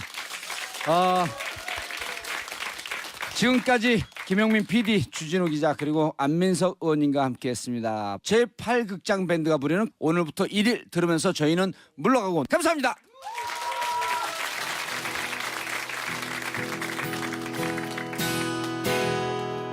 오늘부터 1일 게 아니라 네. 자신의 이익, 자신의 주사, 자신의 드라마 그리고 자신의 돈을 위해서 땅을 파는 그런 일들이 계속 있었지 않습니까? 그래서 알겠습니다. 이제서야 하나씩 둘씩 드러나는데 국민들이 관심을 계속 갖지 않으면 그 세력들은 반드시 살아납니다. 알겠습니다. 네. 자, 페이스북 댓글 김 부자님, 안민석 의원님 사랑합니다. 주진우 기자님 너무너무 사랑합니다. 김엄마 응원하고 지지합니다. 봉도사님 싫어합니다. 자, 존킴님 새역사에 물꼬를 트신 분들 다 모이셨어요. 멀리 실리콘밸리에서 화이팅 보냅니다. 새역사에 물꼬를 트신 분들은 우리가 아니라 방청석에 앉아 계신 분들입니다. 예. 박수 한번 보내주시기 바랍니다. 자, 신명주님 네 분 이 시대의 진정한 등불들이십니다. 자, 안민석 의원님 이들 이제 드러나고 있잖아요. 그리고 어찌 보면 이 사건의 아무도 얘기하지 않았을 때 제일 처음 정유라 문제를 2014년에 제기했고 그랬죠? 그 정유라를 세상에 등장시켰고 이대 졸업생과 학생들이 미래대학인가요? 그 미래대학교 설립 문제를 갖고 10,000명 가까이 모여서 데모할 때도 어느 언론도 보도하고 있지 않을 때 오로지 전국가 왜 나오지? 오로지 팟캐스트 몇 군데서만 그 얘기를 해주고 있을 때 계속 혼자서 이거 정유라 부정 입학이다. 그리고 승마협회 문제 있다라고 문제 제기했는데 적폐 세력 중에서 정말 용서할 수 없었던 세력 행위 꼽으시면 그 그냥 반의 반 정도밖에 안 밝혀졌거든요. 지금요. 어. 오. 저는 뭐 그 정도로 보는데요. 결국 돈을 다 뺏으러 가야 되잖아요. 여전히 지금 숨어 있는 사람들, 피하고 있는 사람들, 그런 사람들이 저는 밉기도 하고 이 사람들이 가지고 있는 비밀의 열쇠를 비밀의 문을 열어야 되는데 예. 예를 들어서 우리 이제 주 기자하고 우리가 독일을 몇 차례 가면서 최순실을 도왔던 그 은닉 재산을 숨기는데 조력을 했던 사람들을 쭉 만나러 다녔는데 그 중에서 삼성 출신의 모 인사 같은 경우에는 삼성. 우리가 집 앞까지 여러 분을 찾아갔어요. 전화를 안 받으니까. 어제 멀쩡하게 뭐 밖에서 회식하고 집에 들어갔다고 하는 사람인데 뭐 몸이 아파서 밖을 나갈 수 없다 그러면서 전화도 안 받고 하는 예. 그런 뭐 사람 같은 경우는 정말 저 사람이 어떤 비밀을 가지고 있길래 저는 이제 청문위원 자격이었거든요. 주진우는 저희 수행원 자격이었고요. 어. 왜 우리를 피할까? 그다음에 이 뭐 부장판사 이재용의 재판을 처음 했던 사람 예. 판사 뭐 제가 이야기해서 그 다음 날 받겠지 않습니까? 그분 지금 우병우의 재판을 맡고 예. 있습니다. 그분의 그 판사의 장인이 최순실의 후견인인데 그 삼성의 유럽 지사장이었다가 아니. 그분 아닌가요? 이재용의 3월달에 이재용의 뇌물 재판의 주심 판사가 예. 이모라는 주심 판사가 그래서 문제 제기해서 바뀌었죠. 하루 만에 바뀌었죠. 근데 그 이제 장인이라는 사람이 뭐 연락도 안 받아요. 전화도 안 받아요. 그래서 제가 이제 피하는 놈이 범인이다라고 이야기를 하고 있는데 현재까지도 아주 만나주지 않은 사람. 그다음에 최순실이가 항상 아바타를 내세우잖아요. 그죠? 문화계를 돈 빼먹기 위해서 차은택 내세우고 체육 쪽은 김종 내세우고 승마 아바타가 박원호라는 사람이 있거든요. 박원호 들어보셨습니까? 예. 이 사람은요. 전화 주진우 기자가 연락하면은 갑상선암 그거라고 말을 못 한대요. 이제 특검 가가지고 진술 다 하고 왔는데. 박원호가 이번에 진술 많이 했어. 네. 특검 도우미가 됐어요. 또. 근데 제가 연락하면은 말을 못 하기 때문에 그래 딴 사람 통해 가지고 아내님 전화 못 받아서 미안하다고 좀 전해줘라. 그렇게 거짓말을 하고 그 사람은 굉장히 중요한 키를 가지고 있는 사람인데 계속 피하고 있는 거죠. 아유. 이런 사람들이 많아요. 특히 특검조차도 전혀 손을 건드리지 못했지만은 가장 국정농단의 핵심적인 부분이라고 제가 생각하는 무기 쪽의 거래. 저는 여기에 아바타를 내세웠다고 하면은 최순실이가 무기에 손 안 댔겠습니까? 돈을 사랑하는 진짜 대한민국 대통령이었던 최순실이가 무기에 손을 안 댔다고 그러면 최순실이가 아닌 거죠. 그러니까요. 무기에 손을 댔다고 보거든요. 그랬다 그러면 그 사람이 누구겠습니까? 최순실이가 내세운 아바타가 누구였겠습니까? 무기 손대기 위해서. 김아무개라는 사람이잖아요. 그죠? 아니 그러니까 그 노승일 부장이 예. 그 얘기를 이제 우리 정치조에 나서 처음 하고 이거 낚였다 그러면서 자기가 깜짝 놀랐는데 독일에서 누구 황교안이라고 하는 사람을 얘기를 했더니 예. 정유라가 노승일 부장한테 그 얘기를 했다는 거예요. 그런 사람들 잘 모르고요. 우리 아빠 정윤회 씨가 형님이라고 부르는 유일한 사람은 김관진 아저씨예요. 그래서 그럼 이게 지금 그 안민석 의원이 얘기하는 무기에 그분이 아바타면서 이명박근혜 정권 한 7, 8년 동안 이렇게 장관 안보실장을 했던 거 아닌가? 댓글보다 저는 더 중요하고 심각한 게 이 부분이라고 봅니다. 주 기자 어떻게 생각합니까? 김관진이 싸는 김에서 한번 다 까보자고 그냥. 김관진 국방부 장관이 그 구속됐습니다. 군 사이버사 댓글 군의 정치 개입을 방조하고 지시한 혐의로 사실 군의 정치 개입은 국정원의 정치 개입보다 훨씬 무겁게 다스려야 됩니다. 어떤 기관 안녕하세요. SBS 러브 FM 패밀리 콘서트 와일드쇼 정봉주와 친구들. 이런 친구들하고 살고 있다니. 자, 정봉주의 정치쇼 시작하겠습니다.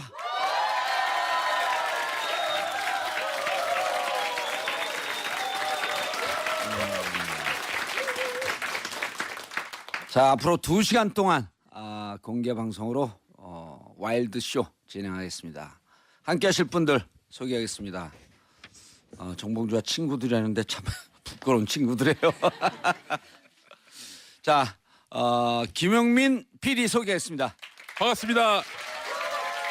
안녕하세요. SBS 러브 FM 아침 6시 20분부터 7시까지 방송되고 있는 김용민의 뉴스 브리핑 김용민입니다. 반갑습니다. 네. 예. 한 가지 빼먹은 게 있습니다.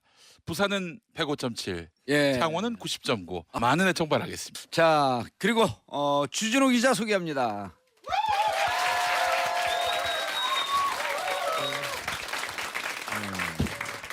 주진우 기자입니다. 안녕하세요. 네. 그리고 수도권 내리사선 호가 됐죠, 그게? 아주 진정으로 점점 국회의원이 되면 될수록 점점 부끄러워 죽겠어. 자, 안민석 의원 소개하겠습니다. 아이고.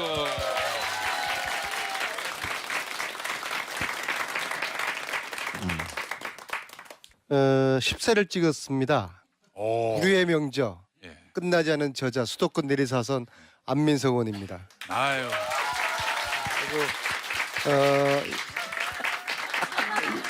저 이 옷은 주진우 인상 찌그러지는 거. 지난 부끄러워 죽겠어. 좀 그만해요. 지난번에 워싱턴에서 북토크 행사를 했는데요. 그때 이제 교포분이 만들어 준 것이고요. 아이고. 알겠어요. 오늘 제가 앉아. 알았어. 아시다시피 어. 여기 방송국 망가뜨리지 마 좀. 그냥. 여기 세 분은 제가 키웠지만 잘못 키워서 아주 그 악마들인데요. 누가 누구를 이 키웠대? 오늘 이 프로그램을 신께서 균형을 맞추기 위해서 천사 한 명을 내려 보냈습니다. 그렇게 아시면 되겠습니다. 네. 박수 치실 일은 아닙니다. 네. 아니 이 세 분을 옆에서 이렇게 제가 저기서 객관적으로 봤더니 DNA 배열이 다 이상한 분들 같아요. 흰 건물에 들어가면 그 집이 정신병원 되는 거예요. 그냥 조심하세요. 의원님이 제일 이상해요. 아니 남희석이 그러긴 하더라고. 자기가 이제까지 만난 사람들 중에서 네. 제일 훌륭한 사람이라고. 아니 예전에 제가 정봉주 의원님이 그 17대 국회의원 하시다가 지금도 우리 동네 가면 내가 국회의원인 줄 알아. 18대 국회의원에서 되지 못하셨어요. 낙선하신 거죠. 그런데도 한동안 계속 국회로 출근하셨어요. 의원실이 없는데 어디 갔느냐? 안민석 의원실. 예. 안민석 의원님 방에 가가지고 거기서 그냥 대자로 누워 주고. 그리고 저는 재선인데 재선은 낙방한 봉도사가 제 방에 와가지고 비선 실세 역할을 맨날 하는 거 우리 보좌관들한테 업무 지시하고 못한다고 혼내고 저한테도 숙제 주고 가고 자료 요청시키고 그런 고된 시절이 있었습니다. 예. 그래놓고도 이제 또 방에서 주무시니까 그때 이제 안민석 의원님이 들어오셔가지고 형 일어나 교육부 차고 났는데 빨리 일어나라고 그렇게 해서 이제 깨웠던 그런 일들도 제가 알고 있습니다. 예, 저 쓸데없는 얘기도 그만하시고요. 아니 근데 무슨 마음으로 저 같으면은 낙선하면은 그쪽으로 소변도 안 볼 것 같은데 여의도 쪽으로 아니 김용민 PD가 아침에 시간이 몇 분이에요? 예? 그 뉴스 브리핑이. 이 40분인데 예, 교통 그러니까- 정보 빼고 광고 빼고 그러면 한 뭐 20분 됩니다. 예. 그러니까 방송 분량이 적으니까 남의 방송 들어오면 자기 방송인 줄 알고 자꾸 자, 원래 SBS 락 스튜디오 정원이 70명인데요. 지금 100명 넘게 오셔서 앞에 이렇게 깔고 앉아 계신 분들 죄송합니다. 그러니까 일찍 다녀야죠. 자, 라디오 듣는 분들 위해서 다시 한번 우리가 얼마나 많이 왔는지 확인시켜 드리겠습니다. 자, 셋, 둘, 하나 하면 함성 불러주시기 바랍니다. 셋, 둘, 하나!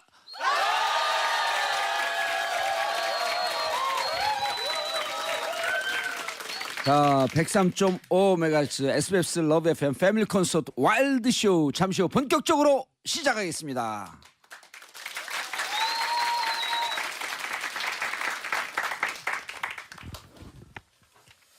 자, 세 분들 이제 연말 얼마 안 남았잖아요. 오늘 아침에 예. 정유라 집에 갔다 왔어요. 주진우 기자가 아까 그 얘기 하지 말라 그랬잖아요. 좀 하면 안 되는 거야? 아 그 저기 같이 다니지 말라 그랬잖아. 정유라 위로 해주려고. 정유라가 가장 싫어하는 사람이 주진우거든요. 예. 그래서 주진우 이제 결자 해지하자. 예, 그래서 가기 싫다는 거 제가 잘 또 설득하면 제 이야기는 잘 들어요. 예. 그래서 갔는데 한남동이요. 신변 아니죠. 거기 신사동인가? 그 정도인데 그 지난번에 그 강도 들었던 근데 이제 음. 신변 요청 경찰에 했다가 그거를 해제를 스스로가 또 시켰더라고요. 어허. 시켜서 정유라 만났는지 안 만났는지 이야기는 또 이따가 여러분들 자세 봐서 해드릴게요. 예.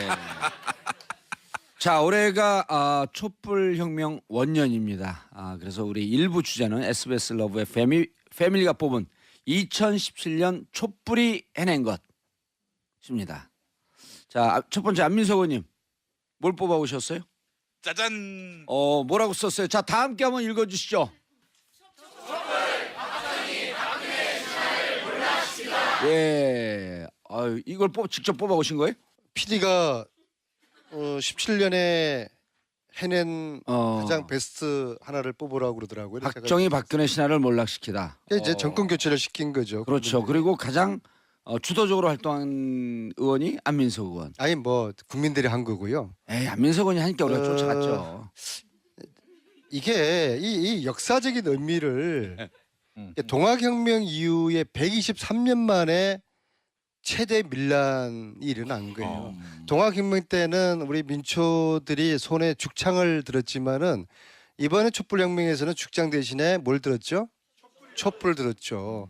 그 촛불의 힘으로 대통령을 탄핵시키고 파면시키고 탄핵 파면이 뭐 법률적인 요구라서 그렇지 쉽게 말하자면은 몰아낸 거죠, 그죠? 예, 국민들이 촛불 들어서 구 정권을 몰아내고 새로운 정권을 탄생시킨 20회 이상의 촛불을 들면서도 평화 시위로 그래서 세계인들이 아주 감동하고 놀라워한다는 거 아니겠습니까? 처음에는 국정농단이 됐을 때 세계에서 우리를 아주 비하하고 우습게 봤어요. 야, 이런 뭐 나라가 다 있나? 그랬는데 몇 달 지난 다음에 세계인들이 야 정말 위대한 국민이다. 그래서 에버트 평화상도 받았고요. 전 세계인들을 놀라게 한 촛불혁명 그리고 새로운 대통령 그리고 새로운 대통령과 함께 지금 가열찬 예. 적폐와의 전쟁을 끝나지 않은 전쟁 끝날 때까지 끝난 게 아닙니다. 책선전 주진우 주 기자님 그런데 우리가 정말 궁금한 게 이제 여러 가지 문제 제기를 했었잖아요. 세월호 끝나고 그 참사 터지고 났을 때도 저거 시술 받은 거 아니냐 이렇게 문제 제기를 하면서도 사실은 아니길 바랬잖아요. 네. 그 정도까지일까? 뭐 믿고 싶지 않았죠. 뭐 기사를 쓰면서도 취재를 하면서도 이게 설마 한 측면들이 많았잖아요. 사실 박근혜 대통령, 박근혜라는 실체가 아무것도 없다는 거에 대해서는 저희들도 어느 정도 인식하고 있었어요. 대화가 안 되는 분이셨어요. 그래서 지적 능력이 그 수준이 국가를 다스리거나 정책 결정을 할 만큼이 아니라는 건 알고 있었는데 설마 이 정도까지였을까 이런 생각을 했죠. 그 청와대에서 있었던 일. 예. 청와대에서 주로 출근을 안 하세요. 안 하시고 그냥 혼자 앉아서 밥 먹고 혼자 드라마 보고 주사 맞고 그다음에 주사를 맞아서 멍이 생기면 멍을 빼는 주사를 또 맞고 아이고.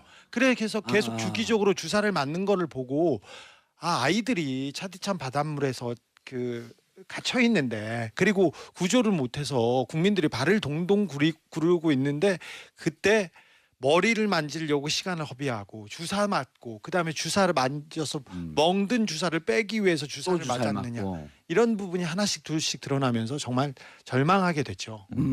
김용민 PD는 네. 박근혜 전 대통령의 민낯이 드러날 때 어떤 측면이 야 정말 이럴 수가 있을까 이렇게 가장 충격받은 대목이 어떤 대목이에요? 일단 그 세월호 문제도 그렇고요. 그 7시간 후에 나타나서 했던 말이 아니 구명 그 조끼를 입고도 그 찾지 못하냐 이런 말을 했을 때 완전히 그 3차원의 세계 갔다 오신 거 아니에요. 그래서 그 현황 파악도 전혀 안 되고 이제 와서 엉뚱한 얘기를 하는 거 보면은 이게 전 그때 직감을 했거든요. 이건 뭐 그분이 상황 관리를 하지 못했구나. 예. 상황을 장악하지 못했구나. 전 개인적으로 그 박지만 씨가 했던 얘기가 무척 그 처음에 암만 형제지간에 의의가 안 좋아도 저 정도일까라고 했는데 나중에 보니까 그게 최근에 그 음원 파일 나온 거 봤더니 사실이라면 박지만 씨가 뭐라 그랬냐면 누나는 최태민이나 최순실을 보면 정신이 나간 것 같다. 최면에 걸린 사람 같다. 그게 저는 기본적으로 박근혜 대통령이 일반적인 사고를 하고 있고 일반적인 어떤 사리분별을 하는 능력을 갖추지 못한 분이다라는 뭐 확신을 갖게 됐고요. 안민석 의원님이 그때 이재용 삼성 부회장 앉혀놓고 막 한번 야단쳤잖아요. 그분이 30분 이상 뭘 못한다.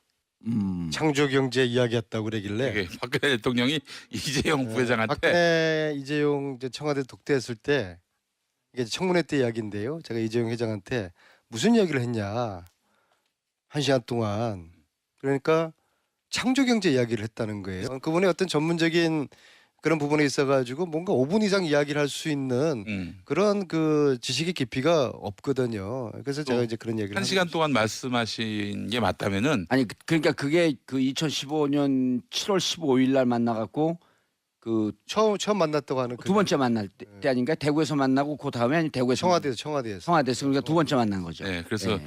박근혜 대통령이 뭔 말씀을 하면은 1시간 얘기하시면 그니까 그래서 요게 한 80%될 거예요.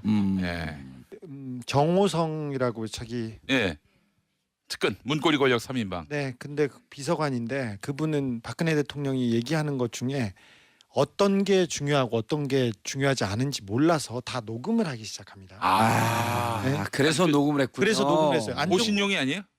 안종범 수석이나 다른 사람들은 옛날에 받아줬고 공부를 잘했으니까. 청와대에서 이렇게 회의를 하면 다 적자 계속 적고 있잖아요. 그게 적자 생존인데 이렇게 적어놨던 이유가 박근혜 대통령이 하는 말 중에 어떤 게 중요하고 어떤 게 지시사항인지 몰라서 그래서 녹음을 해놓은 그래서 거예요? 녹음했어요. 근데 다시 들어보려고? 네, 다시 듣고 그 지시를 하나씩 예. 그 이행하고 그랬습니다. 그런데 거의 대부분 내용이 이 내용에 대해서 물어봐라. 뭐 어떻게 하냐.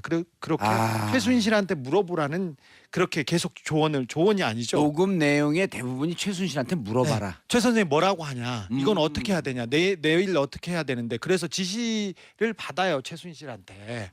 그 내용을 보면 제가 최순실을 오랫동안 제가 연구해 온 사람으로서 최순실의 지적 능력은요. 돈 많은 그냥 동네에서 목소리 큰 아주머니세요. 예. 식당 가면 매일 싸우고 어디 가서 맨날 소리 지르고 자리 나쁘다 뭐 여기 안 닦았다고 소리를 마구 지르고 나서 나올 때 팁으로 5만 원 주시고 나와서 발레 하시는 아저씨한테는 3,000원 가지고 싸우시는 그런 분이신데 근데 그분이 저희 그분한테 권력을 이임해서 그분이 국가의 국정을 좌지우지하셨어요. 초창기에 이게 국정농단 사태 터졌을 때 이제 그 주진우 기자가 한 얘기가 바로 이 얘기였어요. 최순실은 강남에 가면 최순실을 아는 사람들이 국정농단했다 그러면 믿지를 않았다는 네. 거예요. 걔가? 네. 신문을 읽거나 어디에 지적인 대화를 하시는 분이 아니거든요. 아니 그 사람이 그 믿지를 않았다는 거예요. 그래갖고 이 얘기가 작년에 10월에 막 사건이 터지기 시작할 때 주진우 기자가 직접 그 라이브로 한 얘기예요. 그러니까 이게 추적을 하면서도 의심스러웠던 거죠. 최순실 박근혜 두 사람의 권력 관계가 변화가 좀 있었다고 보는데요. 13년 2월 중순 2월 17일인가요? 예. 대통령 취임하기 전에 정호성, 최순실, 박근혜 세 사람이 3자 녹음한 녹취가 있어요. 거기 보면은 최순실 그러니까 취임식 관련한 그런 준비를 하는 그런 대화였는데 그때는 최순실, 박근혜 두 사람이 공동의 그런 권력적인 관계로서 정호승이한테 뭘 지시를 해요. 두 사람이. 예. 이거 좀 알아봐라. 이거 어떠냐 하는데 근데 이제 지금 주진우 기자가 이야기한 것처럼 대통령 취임 이후에는 그 관계가 최순실이가 시키는 그리고 박근혜가 정호성을 통해서 물어보는 그런 좀 관계의 변화가 있는 것 같아요. 관계가 예, 그런 정권 변화가 있는 것 초기에는 최순실도 조금 조심했어요. 정권 초기. 네, 정권 초기에 조심했고 그리고 자기의 능력을 알기 때문에 자기는 뒤로 빠지고 그때만 해도 정윤회 씨가 전면에 있었고요. 대신 최순실 씨는 목욕탕에서 매일 싸우는 매일 네. 소리 지르고 그랬던 사람이었는데 어느 날 갑자기 정윤회 씨가 처음에는 이 청와대를 박근혜의 청와대를 정윤회 씨, 최순실 씨가 다 꾸렸어요. 누구를 보내고 수석으로 누구를 보내고 장관을 누구를 버리고 그 다음에는 이제 그 정윤회 씨가 세팅이 끝나는 이후에 정윤회 씨가 아웃되죠. 그리고 최순실 씨가 이 권력을 다 틀어쥐는 그런 모양새가 됩니다. 주 기자님 2014년 11월로 기억하는데 그때 세계일보에서 이른바 정윤회 문건. 예, 정윤회 문건 그거 나오고 저하고 그 주진우 기자가 만난 게 2015년 1월쯤인데 그때 제가 이제 물어봤어요. 이게 그 사실이냐 전 문건이 박지만이가 여전히 행사하고 있는 거 아니냐 그러니까 그때 박지만은 이미 아웃됐다. 그럴 때 정윤회 최순실 존재를 알고 있었나요? 네, 그럼요. 2007년에 유경재단 폭력 사건이 있습니다. 근데 그 전부터 2001, 2년서부터 그 사건이 네, 시작됐잖아요. 유경재단 폭력 사건이 계속 있었는데 이 폭력 사건의 배후로 그 폭력 사건에 돈을 대주고 살인을 교사했다는 혐의로 그 입방아에 오른 사람은 박지만 씨였으나 이 사람 뒤에 최순실과 정윤회가 있었습니다. 그때부터 궁금한 거. 그때부터. 예, 2001년이나 2002년에 그때는 박근영과 박지만이 한 편이었고, 네. 그다음 박근영, 박지만이 한 편이었고, 박근혜가 다른 편이었단 말이에요. 그렇습니다. 근데 2005년, 6년 넘어가면서 박지만이가 박근혜 쪽으로 또 붙어요. 그렇습니다. 그럼 왜 그랬어요 그때는? 이제 박근혜 그때는 새누리당 대표, 그렇죠. 한나라당 네. 대표였고 정치적 기반이 좀 있었고 음.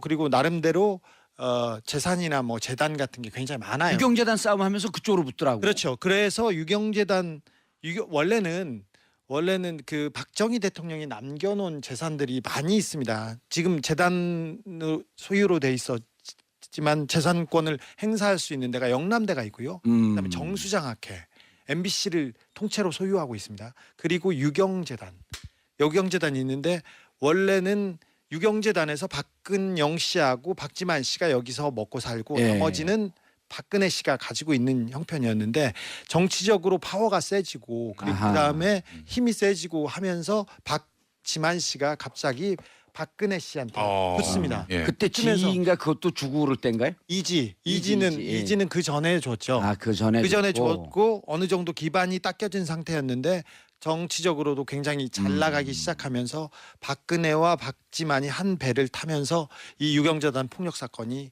벌어집니다. 예. 그래서 근데 그 뒤에 그때부터 계속 알고 있었다. 네 그때 정윤회 씨, 최순실 씨가 있었어요. 사실상 이 폭력배들을 지휘하고 뒤에서 그 조종하는 데도 알겠습니다. 정윤회 씨가 있었습니다. 알겠습니다. 자, 페이스북 라이브 댓글이 계속 올라오고 있는데요. 우재민님, 이 사랑스러운 요물들 너무 좋으다. 깔때기들의 대전쟁. 크크크. 정임성님, 2017 촛불에 해낸 것 제목 죽이네요. 자, 박정희, 박근혜 신화가 무너졌다. 예. 신화가 끝났다. 자, 이 의미를 좀 정리해 주시죠. 제가요? 예. 아까 많이 드셨잖아. 이제 20% 쓸 때가 됐어.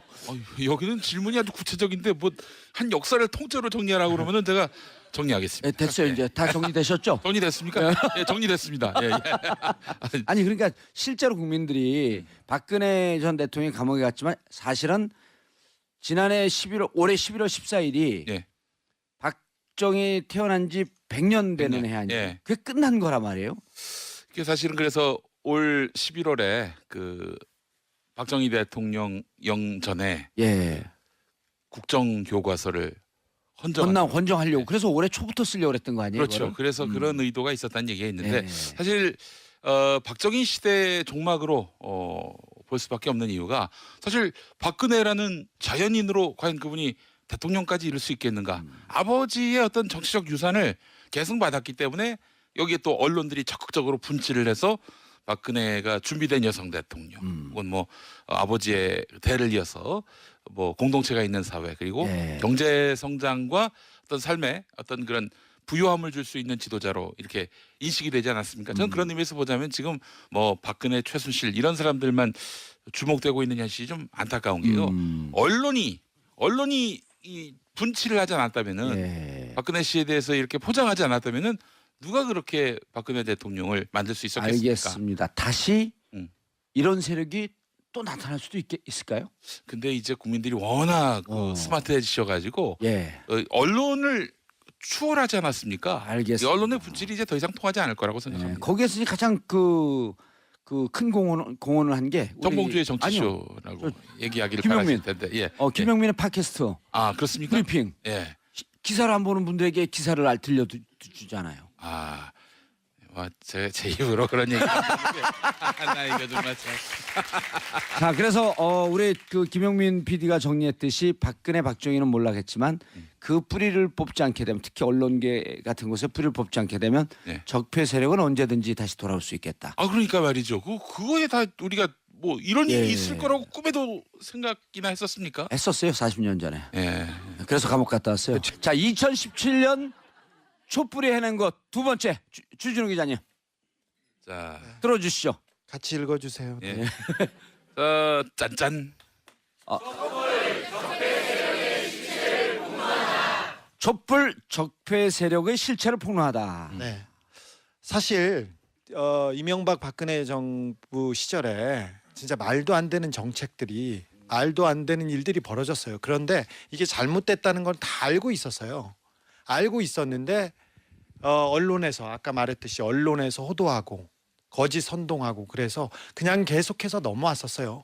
친일파들을 청산하지 못했는데, 친일파들이 잘못됐다는 걸 알고 있었는데, 그 친일파 청산 얘기가 나올 때마다, 역사를 바로 세우자는 얘기가 나올 때마다 빨갱이다, 빨갱이다, 이거 정치 공세다, 정치하는 놈들 다 똑같다, 이렇게 얘기하면 그렇게 넘어갔는데, 촛불을 들어서 이 적폐 세력을 낱낱이 비추기 시작한 거죠. 아하. 사실 검찰, 박근혜와 이재용을, 최순실을 구속시킨 검찰은 그 전에 이명박 박근혜 정부에서 가장 충직한 개 역할을 했던 정치 검사들이었어요. 하지만 촛불을 들고 야, 너희들도 타 죽을 수 있어, 이렇게 외치기 시작하면서 그 검사들도 하나씩 둘씩 깨치기 시작했어요. 예. 그 사람들도 촛불이 두려워서, 민심이 두려워서 이 적폐 세력을 드러내고 도려낸 거지, 이 사람들이 똑바로 돼서 그런 거 아니었어요. 예. 그러니 이거는 촛불의 힘은 온 사회를 환하게 밝혀서 특히 부패하고 더러운 집단들이 이 올바로 이제 순기능 하도록 그 작동하기 시작했다고 생각합니다. 이제 적폐 세력의 실체가 이제 조금씩 드러나고 있는데 아직 빙산의 일각도 드러나지 않았잖아요. 저기 아직 예. 대통령이 바뀌고 청와대가 바뀌었을 뿐 많이 바뀌지 않았어요. 그 밑에 국가장들은 그대로인 것 같아요. 그대로 있어요. 그리고 아직도 법을 어겨가면서, 법을 호도해가면서 적폐 세력을 보호하려고 있는 사법부의 세력이 남아요. 그다음에 언론에서는 끝까지 진실을 묻고, 그리고 자기네들 그 밥그릇을 챙기려고 하는 그 거짓 보도하는 사람들이 아직도 주류에 있습니다. 거의 대부분이라고도 볼 수 있고요. 예. 정치인들, 우리 그 국가를 지배하고 국가 뭐 정치를 한다고 했던 사람들이, 정치가 목적이 아니고 국민과 국가가 목적